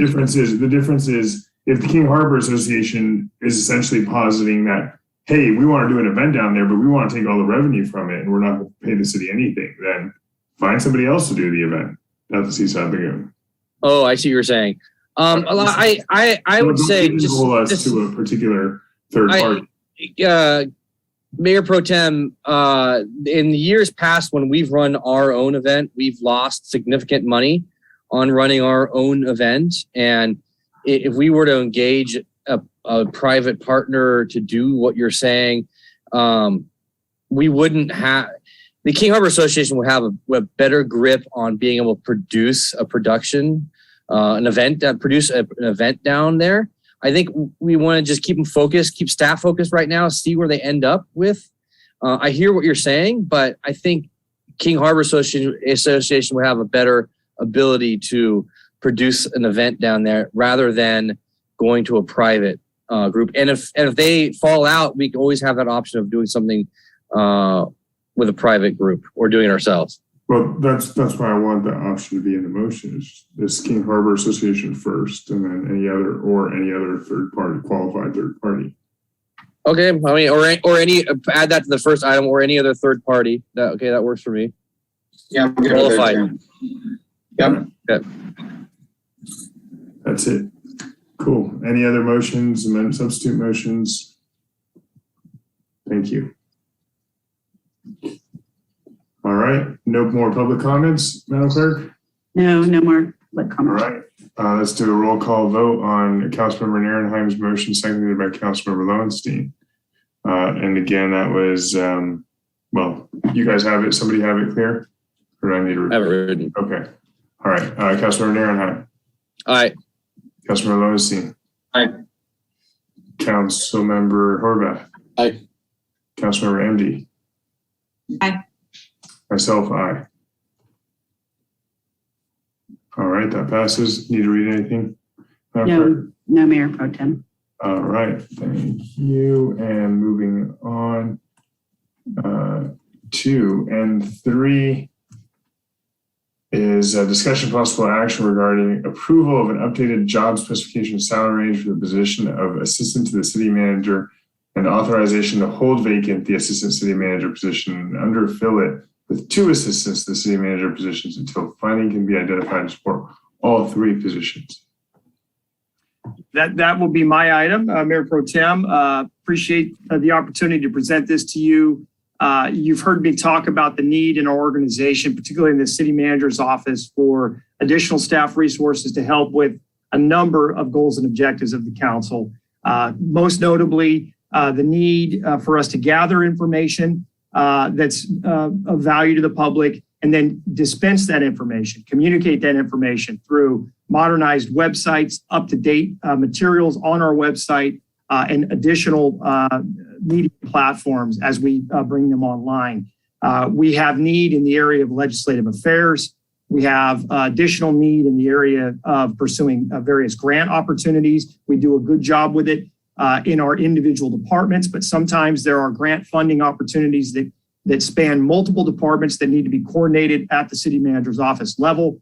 And then lastly, we have great need to provide some liaisonship with different customer referral initiatives, both that have created issues in departments where we have complaints or concerns and we might need some triaging and support. But then I think even more particularly in the areas of technology and customer interface software, where we just haven't been able to push some of these projects over the goal line, whether it be paying for a business license online, applying and pursuing permits in the building department or planning division for different construction activities, paying for construction fees or permit application fees online. Just a number of our online services stop and just don't create, I think, that ease of use that a lot of our residents are now seeking in a more modern world. So where I've noticed and observed our inability to execute those projects has largely been when multiple departments have some role in it, but don't necessarily want to push one another when the ball's in somebody else's court. And I think having resources in this office to help liaison with the various departments, to bring some accountability to these projects on an execution basis, and then ultimately, I think to bring somebody into the organization who has experience executing similar activities, but also with a generalist background, I think will benefit our city. So my goal here is effectively on a cost neutral basis to get 2 positions for the price of 1. With the assistant city manager vacancy, we have the ability to support 2 new assistant to the city managers. My recommendation here is not to formally deauthorize the assistant city manager position, but to freeze it effectively until at a later date. And I don't mean like at mid-year or as part of the next budget cycle necessarily, but down the road after we've checked the boxes on a number of your council priorities and we've started to roll out some of these initiatives and we have funds available to maybe contemplate bringing it back. So we don't lose it, at least conceptually on the books, but we freeze it indefinitely until we can fund it. And it's through those vacant savings that we're able to pay for these 2 positions. And we've done the math. The costing at the proposed salary range ultimately is supported by the budget that's been vacated by my prior position. So my recommendation to you tonight is to bless the reorganization as proposed and to ultimately approve the resolution that would update the job specification for these positions and set the new salary range so we can be attractive in recruiting for 2 new employees here in the city that I think will ultimately carry out a lot of exciting initiatives for us. All right. Thank you for that, Mr. City Manager. I'll tell you my opinion is we just hired the city manager for the public. We just hired the city manager. He's done a tremendous job already. We get email updates weekly as to events occurring in the city that we never got before. And I've already heard from staff in the city that there's already a shift in what the expectations are within the city. And I've already seen a product of that shift, and we've seen it here in District 4. So we need to support our city manager in his requests so that he can do his job successfully. So I will strongly favor this resolution. Councilmember Horvath. Yeah, I would second those comments. I think setting the new city manager up for success is really the most important thing we can do right now. in him laying a foundation. I agree with his assessment here, and I think he's looking at this from a unique and different perspective, especially as somebody who has served in multiple capacities here at the city. So, which I think is a beneficial place to come from. The one thing I would caution, Mike, for you carry a heavy lift always. That's just who you are. You do a lot. You did a lot as an assistant city manager, and I just want to caution you to give yourself some space and make sure that with these people that you bring on, that they are in a truly supportive role for you, and that you're not actually doing too much because you have to you have to do two jobs, basically, be the assistant and the city manager, and some of the things you've done. And I want to make sure that, you don't overburden yourself. That's my biggest concern for your success. But so with that said, I would make a motion to accept the proposed reorganization and to adopt by title the resolution as written. Second. All right. Councilmember MD. I seconded. Well, I know, but do you have any comments besides that? No, that's fine. All right. Public comment? We have no public comment for this item. All right. Councilmember Narenheim. Thank you, Mayor Pro Tem Obaji. I fully support getting some sort of PIO position moving forward. Our city has severely lacked getting information to the public in a timely fashion and updated fashion. That's a great thing. I like the idea of a technology person who's in support of the technology and pushing technology further. I have have been trying to get our city to get online with online forms, from business permits, business licensing, to dog licensing, everything getting online. So the public can go online and see what kind of permits are being pulled around their neighborhood. Because that's the biggest complaint. One of the biggest complaints in the development department that I get is they can't see what's going on with permits, whether they're neighbors or people who've actually filing a permit. So those kinds of projects need to have someone who's going to be spearheading them in that position. And if we can get one person who melts those departments together, that's great. I do want to put a significant amount of caution on leaving the assistant city manager's position there as unfrozen, just to make sure that we understand that we've let go a significant amount of personnel in the public works department, and many other departments. And, public services have been severely impacted by the loss of those positions. So before we start hiring a assistant city manager, that we keep that in mind, that other departments need the personnel being brought back to either count the finance monies in the finance department and provide public works, police department, fire department, which we got rid of 25% of the personnel in the ladder truck. We want to keep that in mind as we move forward. So those are my comments. Thank you, Mr. Wazanski, for moving this forward and moving efficiently forward. Good luck with all the things that we've got going on. There's a lot of projects. Yeah, truth is we could hire about 10 of these people and still have plenty of work to do. Yeah. All right. Anybody else? All right, Councilmember Horvath, your hand's still up? Oh, sorry. All good. All right. I see no public comments. Any e-comments, Madam Clerk? No, none. All right. So we had a motion by Councilmember Horvath, a second by Councilmember MD. Roll call vote. Councilmember Narenheim. Aye. Councilmember Lowenstein. Aye. Councilmember Horvath. Aye. Councilmember MD. Aye. Councilmember Obaji. Aye. Okay, so I'm going to read the resolution, adopt by title only, resolution number CC-2112-117, a resolution of the City Council, City of Redondo Beach, California, amending the official book of classifications for the position of assistant to the city manager. Thank you, Mayor Pro Tem.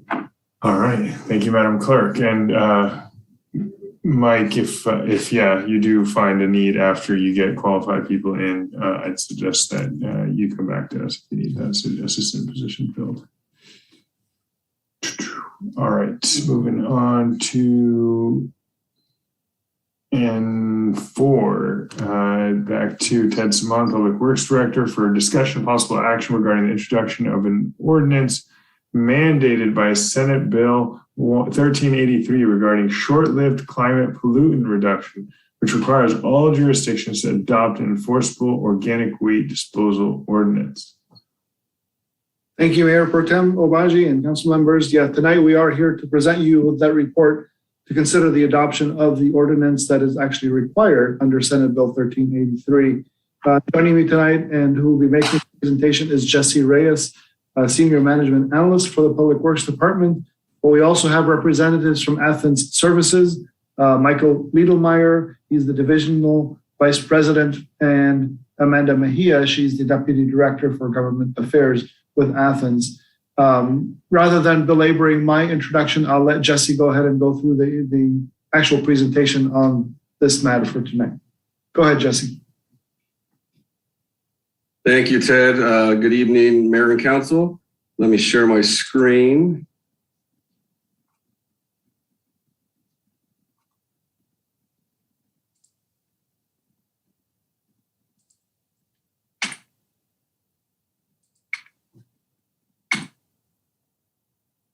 If I could get this to work. There we go. So I'll be giving a presentation regarding SB 1383 and the city efforts to comply with the law. Brief introduction on SB 1383. It was enacted in 2016, is viewed as one of the most significant waste reduction mandates to be adopted in California in the last 30 years. It requires the state to reduce organic waste disposal by 75% by 2025. In other words, the state must reduce organic waste disposal by more than 20 million tons annually by 2025. It also has a requirement of 20% of currently disposed edible food to be recovered for human consumption by 2025. The SB 1383 establishes a statewide target. It's not a jurisdiction recycling target. Given that it's a statewide target and not a jurisdiction target, the regulation requires a much more robust approach. This makes the regulations a lot more similar to other environmental quality regulations, where jurisdictions are required to implement specific actions rather than achieve unique targets. So overview of the presentation, I'll go over a brief background and context of SB 1383, why California passed the law, SB 1383 requirements, looking at a big picture of the law's requirements, objectives, and timelines, the jurisdiction responsibilities, what SB 1383 requires of local governments, and lastly, I'll touch on city efforts to date to comply with the law. So the next couple of slides give an overarching 30,000-foot view as to why the state legislature governor enacted this law. Organic waste is the largest waste stream in California.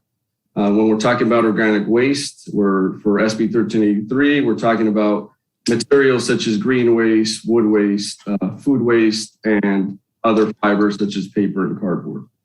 As you'll see in the chart, organic waste comprises over half of the state's waste stream. From a waste characterization study in 2018, you'll see food waste is 13% of the disposal for the state. Just in context, Redondo Beach food waste was 11.5% of total tonnage in 2020. SB 1383 requires California to recover 20% of edible food for human consumption, as previously mentioned. And here's what we know according to CalRecycle. California throws away more than 6 million tons of food every year. And one of the goals is to recover as much of that edible food for food insecure individuals in the state. So the main driver of this legislation also is, from the state's perspective, is climate change and the negative effects of methane gas. Landfilling organic waste leads to anaerobic breakdown of that material, which creates methane. Landfills are responsible for 21% of the state's methane emissions. And methane is significantly more potent than carbon dioxide. This is in a nutshell why the state enacted SB 1383. It's designed to reduce the production of methane, which is a potent and short-lived pollutant. The state sees SB 1383 as a fast track to fighting climate change. So highlighted here on the slide are key dates for SB 1383 implementation and milestones. I won't go into all of them, but as you'll see, regulations, and one of the key ones why we're here tonight, take effect January 1st, 2022. Jurisdictions must have their programs in place by this date. And then one of the requirements is adopting an organics diversion ordinance in order to enforce the requirements.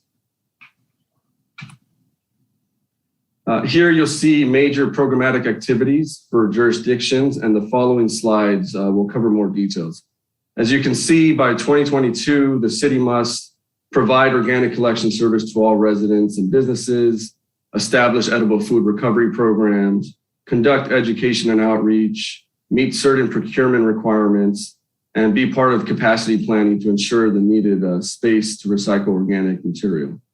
Commencing in January 1st, 2024, a couple years from now, the city may take action against non-compliant entities through the established protocols defined in the ordinance before you tonight. So the most basic element of the regulation is that jurisdictions are required to provide a mandatory organic waste curbside collection service to each of the residents and businesses. The regulations require all residents and businesses to use an organic waste recycling service that meets the regulatory requirements. You'll see the slide illustrates a 3-container and a 2-container collection service, which are the two types of service that the city already has in place. We have a 3-container source separated system for our single family homes, and some of the multifamily and commercial customers will be utilizing a 2-container system. Other specific requirements in SB 1383, I won't go into all the nuances of these requirements. However, SB 1383 does mandate that cities establish edible food recovery program. It sets educational requirements to inform all customers of what's expected. It sets procurement requirements and targets on cities.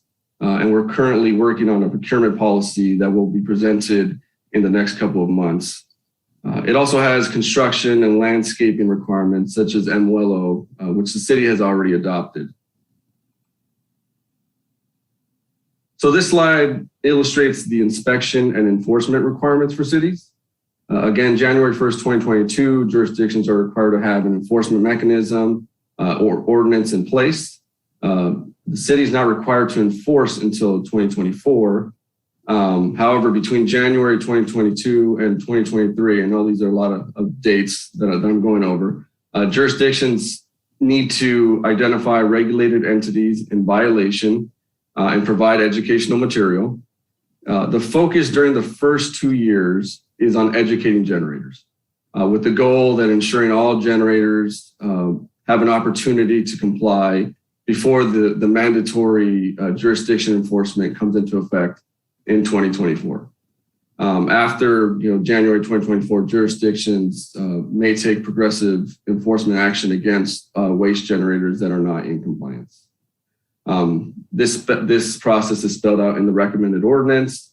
This progressive approach allows notification to the generator and provides them with a timeline to comply before penalties are required to be issued to the jurisdiction. With regards to the edible food program, we will be working with Athens to ensure compliance with these requirements. Inspections on Tier 1 edible food generators commence in 2022 and Tier 2 in 2024. Tier 1 for the city is grocery stores and wholesale vendors. Tier 2, which are a couple years away, that's much more in depth with hotels and restaurants being in play. And with that, we'll have to verify that they have written arrangements with food recovery organizations or food recovery service, and that they're recovering the maximum amount of edible food that they can. Another element are extensive record keeping requirements. Our city will have to maintain all the information in an implementation record. This graphic is a snapshot of items that are to be kept in that implementation record. Each section requires a minimum level of record keeping, such as ordinance, contracts, franchise agreements. CalRecycle will review the implementation record as part of their compliance evaluation of our program on an annual basis. So we'll be working very closely with Athens to ensure we have access and maintain the needed records. This talks about state enforcement of SB 1383. CalRecycle, the state agency, will be overseeing and monitoring compliance for all jurisdictions. These efforts can include verifying that organic waste generators have service, jurisdictions are providing education, notices of violation are issued within the correct time frame. SB 1383 provides CalRecycle oversight authority. That includes issuing notice of violations to cities, as well as issuing penalties of up to $10,000 per day for failing to effectively implement SB 1383. So how's the city ensuring that it's going to be compliant with SB 1383? City Council approved the First Amendment with Athens Services in 2019, which included an indemnification for SB 1383. It also established a commercial and multifamily organic disposal program. As you'll see on the slide, those are the current rates for fiscal year 2021-2022, our current fiscal year, for the price for the multifamily and commercial customers to add organic service to their accounts. So also staff, along with Athens, has been working on outreach efforts to the residents and businesses regarding SB 1383 requirements. Now, the slide shows some of the various efforts that have taken place, such as sending out informational letters, conducting site visits, and sending out educational materials. These efforts will be ongoing, and staff will work closely with Athens to provide the needed outreach to all the customers to ensure compliance with all elements of SB 1383. So tonight, the recommendation is to approve first reading and introduction only of ordinance number O-3223-21. That concludes my presentation. Happy to take any questions. And again, Athens is also available for any more specific operational questions. And I'll stop sharing. All right, thanks, Mr. Reyes. Councilmember MD. Well, as we saw, it was mandated. So once again, the state's mandating stuff for us to go do. Luckily, our staff was figured out how to be one step ahead of this. And I commend all your organization and anticipation on this going through. So with that, I make a motion that we adopt the ordinance, the first reading of the ordinance 0- as written, whatever that number was. Yeah. All right, motion by Councilmember MD, second by Councilmember Horvath. Quick question. What's that? I was the one who seconded it. I think we both Oh, did. sorry, Councilmember. Oh, I didn't hear you. Sorry. That's all right. Todd's got it. All right. Quick question. When you said that the cost of a multifamily, well, I guess this is the disposable, source separated green container, organic waste container, there's going to be $30 a month. Is that a bill that the resident is going to start to get from Athens, or is that something that we are going to pay on behalf of the residents? No, that is a bill that the multifamily and commercial customers will be receiving from Athens added to their bill. But the single family residents will not. It is already included in the rate structure for single family. Okay. And is 3 on a lots, 2 on a lots, is that multifamily or single family? Most anything under 4 for the most part, and I generalize because for the most part, are considered single family homes. Most properties with the carts, the ones where you push, the push carts, those are considered single family homes. There's some that are they're multifamily that have those, but townhomes are single family homes essentially. Correct. All right. And what is the difference between the green containers that we currently have, that residents currently have, and the ones that will be essentially necessitated by this Bill? Is it that they'll just have worms in them, or what's? No, so there's really no difference. It's just and for single family homes, there is actually no difference. Since the inception of the contract with Athens Services, single family homes have had the ability to throw food waste in their green container as is right now. So that just will continue. This is going to be just expanded to anyone who doesn't have that in place, and to the multifamily and the commercial accounts that have organic waste. So as you can imagine, most of us probably keep our green containers outside our homes, and our food is inside our homes. But at some point, it needs to go from inside our homes into that green container, which I didn't know that we should be putting our food waste there. But good to know now. Is there a container in which, we should be having a trash can inside our house that we could then dump the entire container or bag, certain type of bag, into the green container? Maybe that's a question for Amanda. There is. Yes, I mean, Amanda can chime in, but we do as city provide those, and I don't know if you see them, they're like the little lunch pail compost bins that residents can actually get from us for free. You just give us a call, set up a pickup.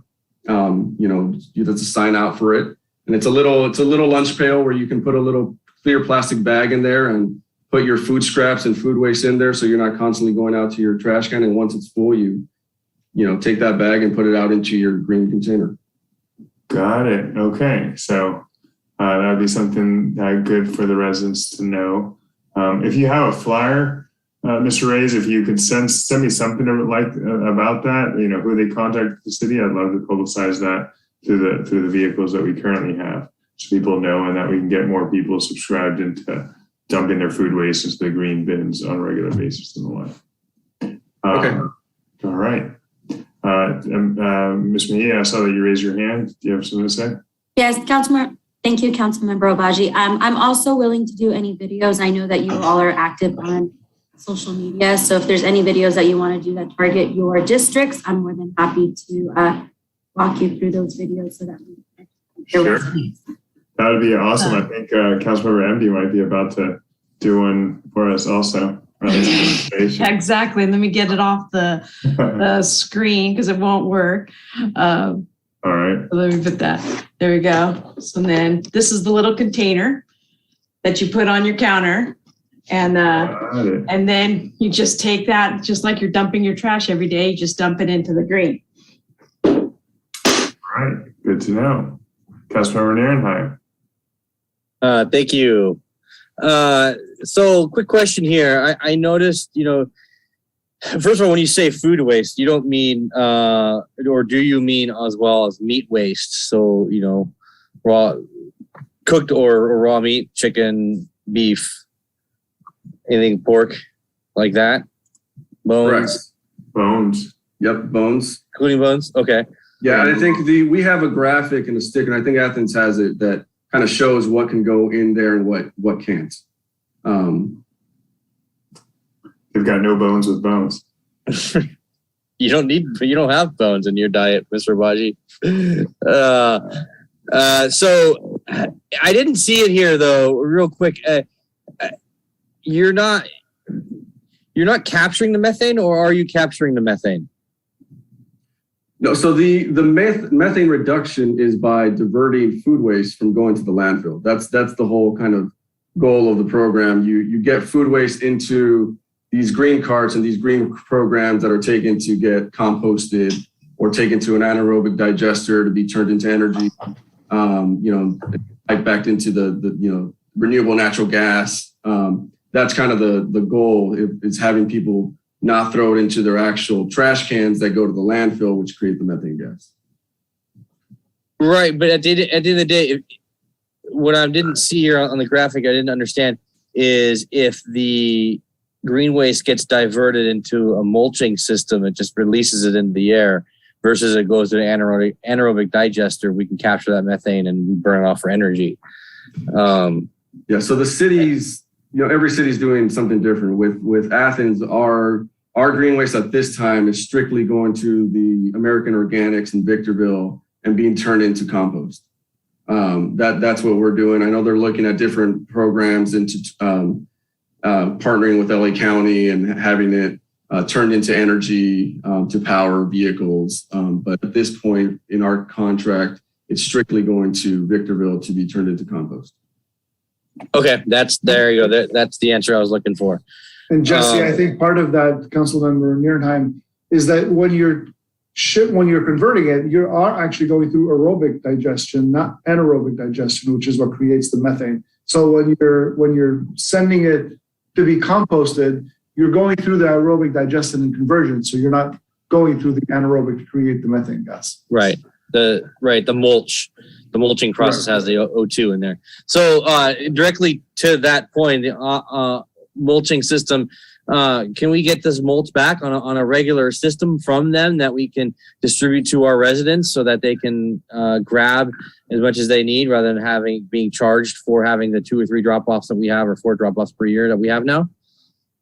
That's what we get, right? That would have to be a contractual change. Okay. Our contract stipulates the events that we have per year.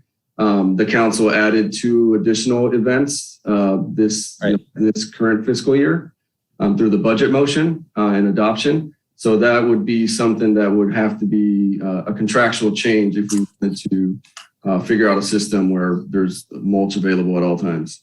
Okay, it'd be nice to have that circular system, which would be nice and a lower cost. But yeah, all right, thank you. That's it. All right. Anybody else? All right. There was a motion. There was a second to adopt this. So let's do public comments. Sorry. Yes. So Mayor Pro Tem, we have no public comments for this item. All right. Any e-comments? No e-comments. Thank you, Madam Clerk. Let's proceed to a roll call vote. Ms. Mejia, I would very much like a video that I can share with my residents about that. So would I. Thanks. All right. Let's go with Councilmember Nierenheim. Aye. Councilmember Lowenstein. Aye. Councilmember Horvath. Aye. Councilmember MD. Aye. And myself, aye. Thank you. Okay. I need to read the ordinance. So intro by title only. Ordinance number 303-223-21, an ordinance of the City Council, City of Redondo Beach, California, adding Article 8 to Title 5, Chapter 10, adding Section 9-23.5 to Title 9, Chapter 23, and amending Section 10-2.1900 of Title 10, Chapter 2, Article 7 of the Redondo Beach Municipal Code for mandatory organic waste disposal and making a determination of exemption under CEQA for introduction and first reading. Thank you, Mayor Pro Tem. Thank you, Madam Clerk. All right, moving on to N5. This is discussion and possible action on the Community Development Director's issuance of an emergency coastal development permit for the temporary closure of the Los Angeles County Beach access ramp at Esplanade and Avenue A to protect public safety. Director Forbes. Yeah, thank you, Mayor Pro Tem and City Council. This is a formality per the Redondo Beach Municipal Code.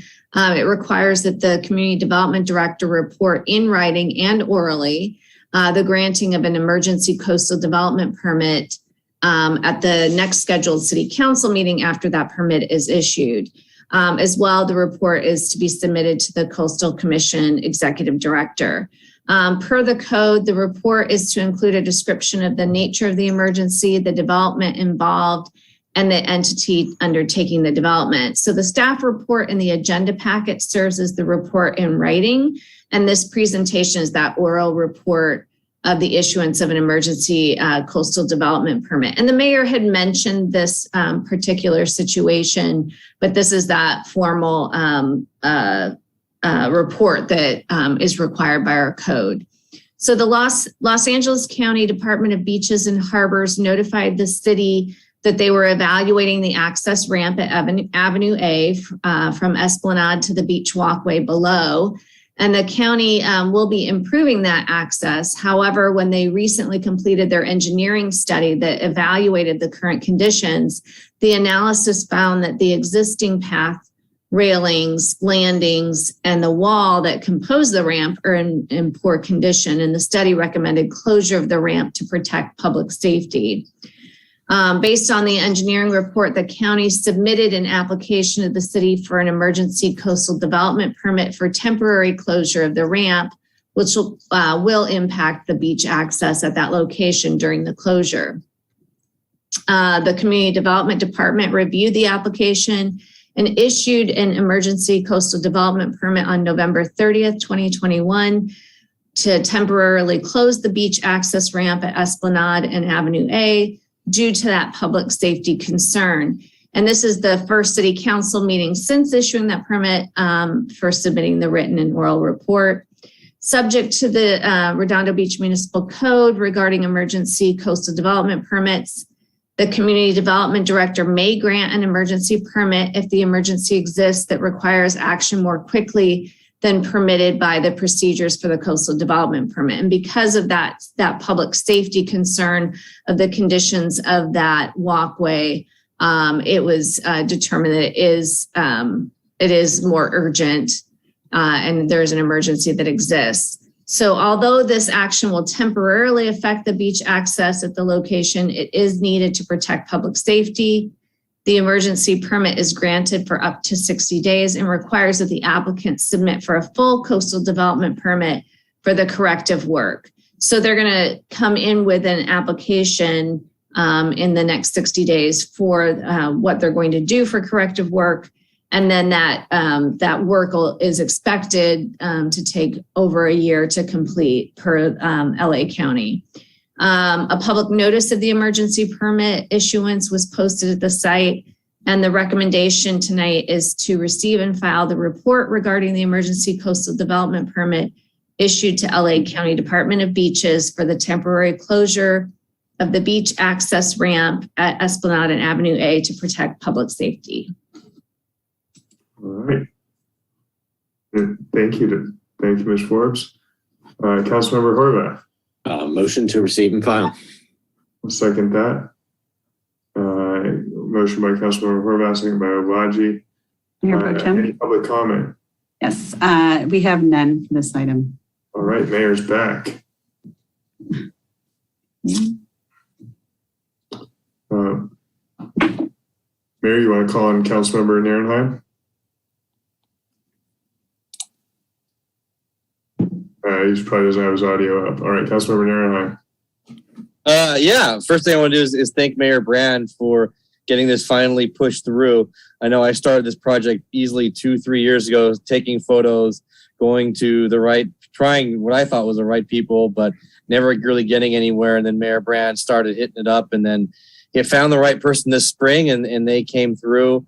And I want to thank Beaches and Harbors for doing a lot more than just this. They're doing the lighting on the shared little walkway path right above the bike path between Ruby and Veterans Park, adding a bunch of new bicycle parking along the bike path.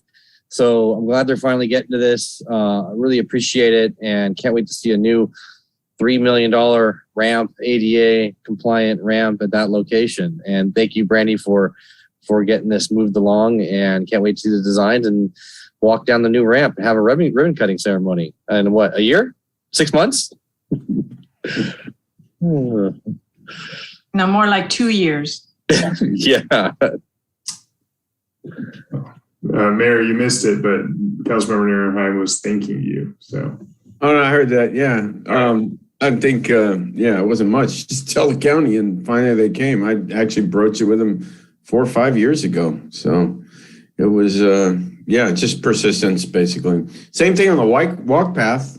Randy knows about that. They're looking at a couple $1 million on the walk path. That's area needs a lot of attention. So it's hard to get their attention, though. They got a lot of, what do we have? 70 miles of coastline in LA County, something like that.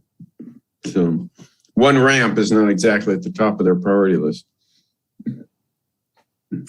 Well, we just finished doing all the bathrooms, and then they were having a lot of problems with sea level rise, and there's a lot of buildings that are being affected by that. And there's some ramps that are actually, the they've been completely wiped out. So yeah, no, there's a lot of priorities. Mayor, you want to take a roll call vote? We have a motion from Councilmember Horvath, second by me, to receive and file this.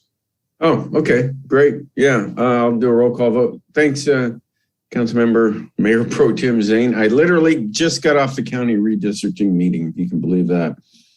They called me second to last. Anyway, Councilmember Narenheim. Aye.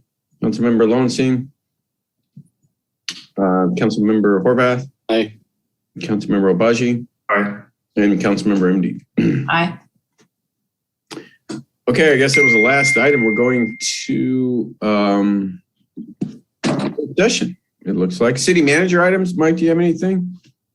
Nothing more this evening, Mayor. Just a reminder, as I said the last meeting, tonight was a series of discussion items, 5 plus the hearing. We tried to balance the agenda as best we could. We've got a number of items for both next Tuesday night in our open session as well as the meeting on the 21st. So we still have 2 pretty busy here before we close out the calendar year. Just want to give everybody fair warning. A variety of referrals coming back over the next two meetings. So that's all I've got for tonight. Yeah, thanks for the heads up, Mike. Councilmember Narenheim, you have any items for staff? I do not. Thank you. Councilmember Lowenstein? Thank you. Councilmember Horvath? No, thank you. Councilmember Obaji? Nothing urgent, pressing. No. And Councilmember MD? I just want to ask when the parking study was going to be coming back for Artesia Boulevard. Yeah, that is in progress. I don't know, Brandy, if you have an actual ETA. I don't have an ETA, but we are finishing up evaluating. We were looking at some other like critical massing of the different uses and what that implies for parking. So that now can inform the environmental.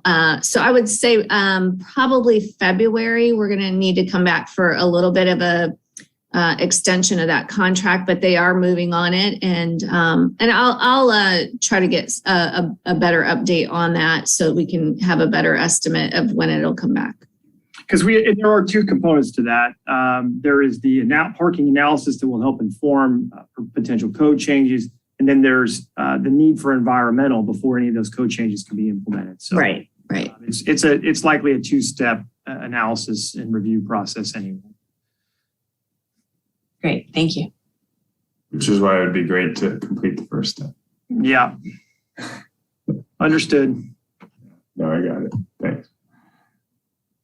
Well, okay then. With that, folks, we will adjourn to closed session. I don't know. What do we do if we go to closed session after the meeting? Anything? Just motion to adjourn to closed session, I guess. Same thing.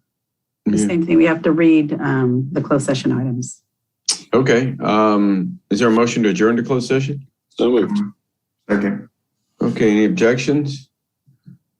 Okay, great. What would we be talking about, Eleanor? Okay. So I'm going to have Vicki go ahead and read. Certainly. As authorized by the government code, as listed on the published city council agenda, the city council will discuss the following items in closed session. Under items R1, R2, R3, and R4 under the title Conference with Legal Counsel Existing Litigation. For item R1, the name of the case is Sunshine Lee Samboon Suk versus City of Redondo Beach, Jeremy Wayne Weaver et al. Under R2, the name of the case is Deborah Barker versus City of Redondo Beach, VLMD LLC, DBA Abrachi Medical or MedSpa, Abrachi Aesthetics PC et al. Under R3, the name of the case is Irma Villarreal versus Los Angeles County Metropolitan Transportation Authority, City of Redondo Beach et al. Under R4, the name of the case is City of Redondo Beach et al. Versus California State Water Resources Control Board. And then lastly, for under R5, under the title Conference with Legal Counsel Anticipated Potential Litigation, there is 1 potential case to be discussed. And that concludes items to be discussed in closed session. Okay, President will be, Mike? For all 5 items, myself and City Attorney Mike Webb. For items R1, R2, and R3, Diane Strickfadden, our Human Resources Director, Keith Kaufman, our police chief, will also be joining us for item R1. For item R2, Ted Saman, our public works director, and Mike Klein, our deputy public works director, will be attending again for our item R2. Okay. Well, with that, we are adjourned to closed session. See you guys. I just want to remind everyone, once you're done with closed session, you'll have to come back and log into the open session and report, at least as long as I have a quorum. Yeah, at least 3 of us. Reminder. It won't Thank take you. long. Okay. See you guys in closed session. Okay, great. Thanks.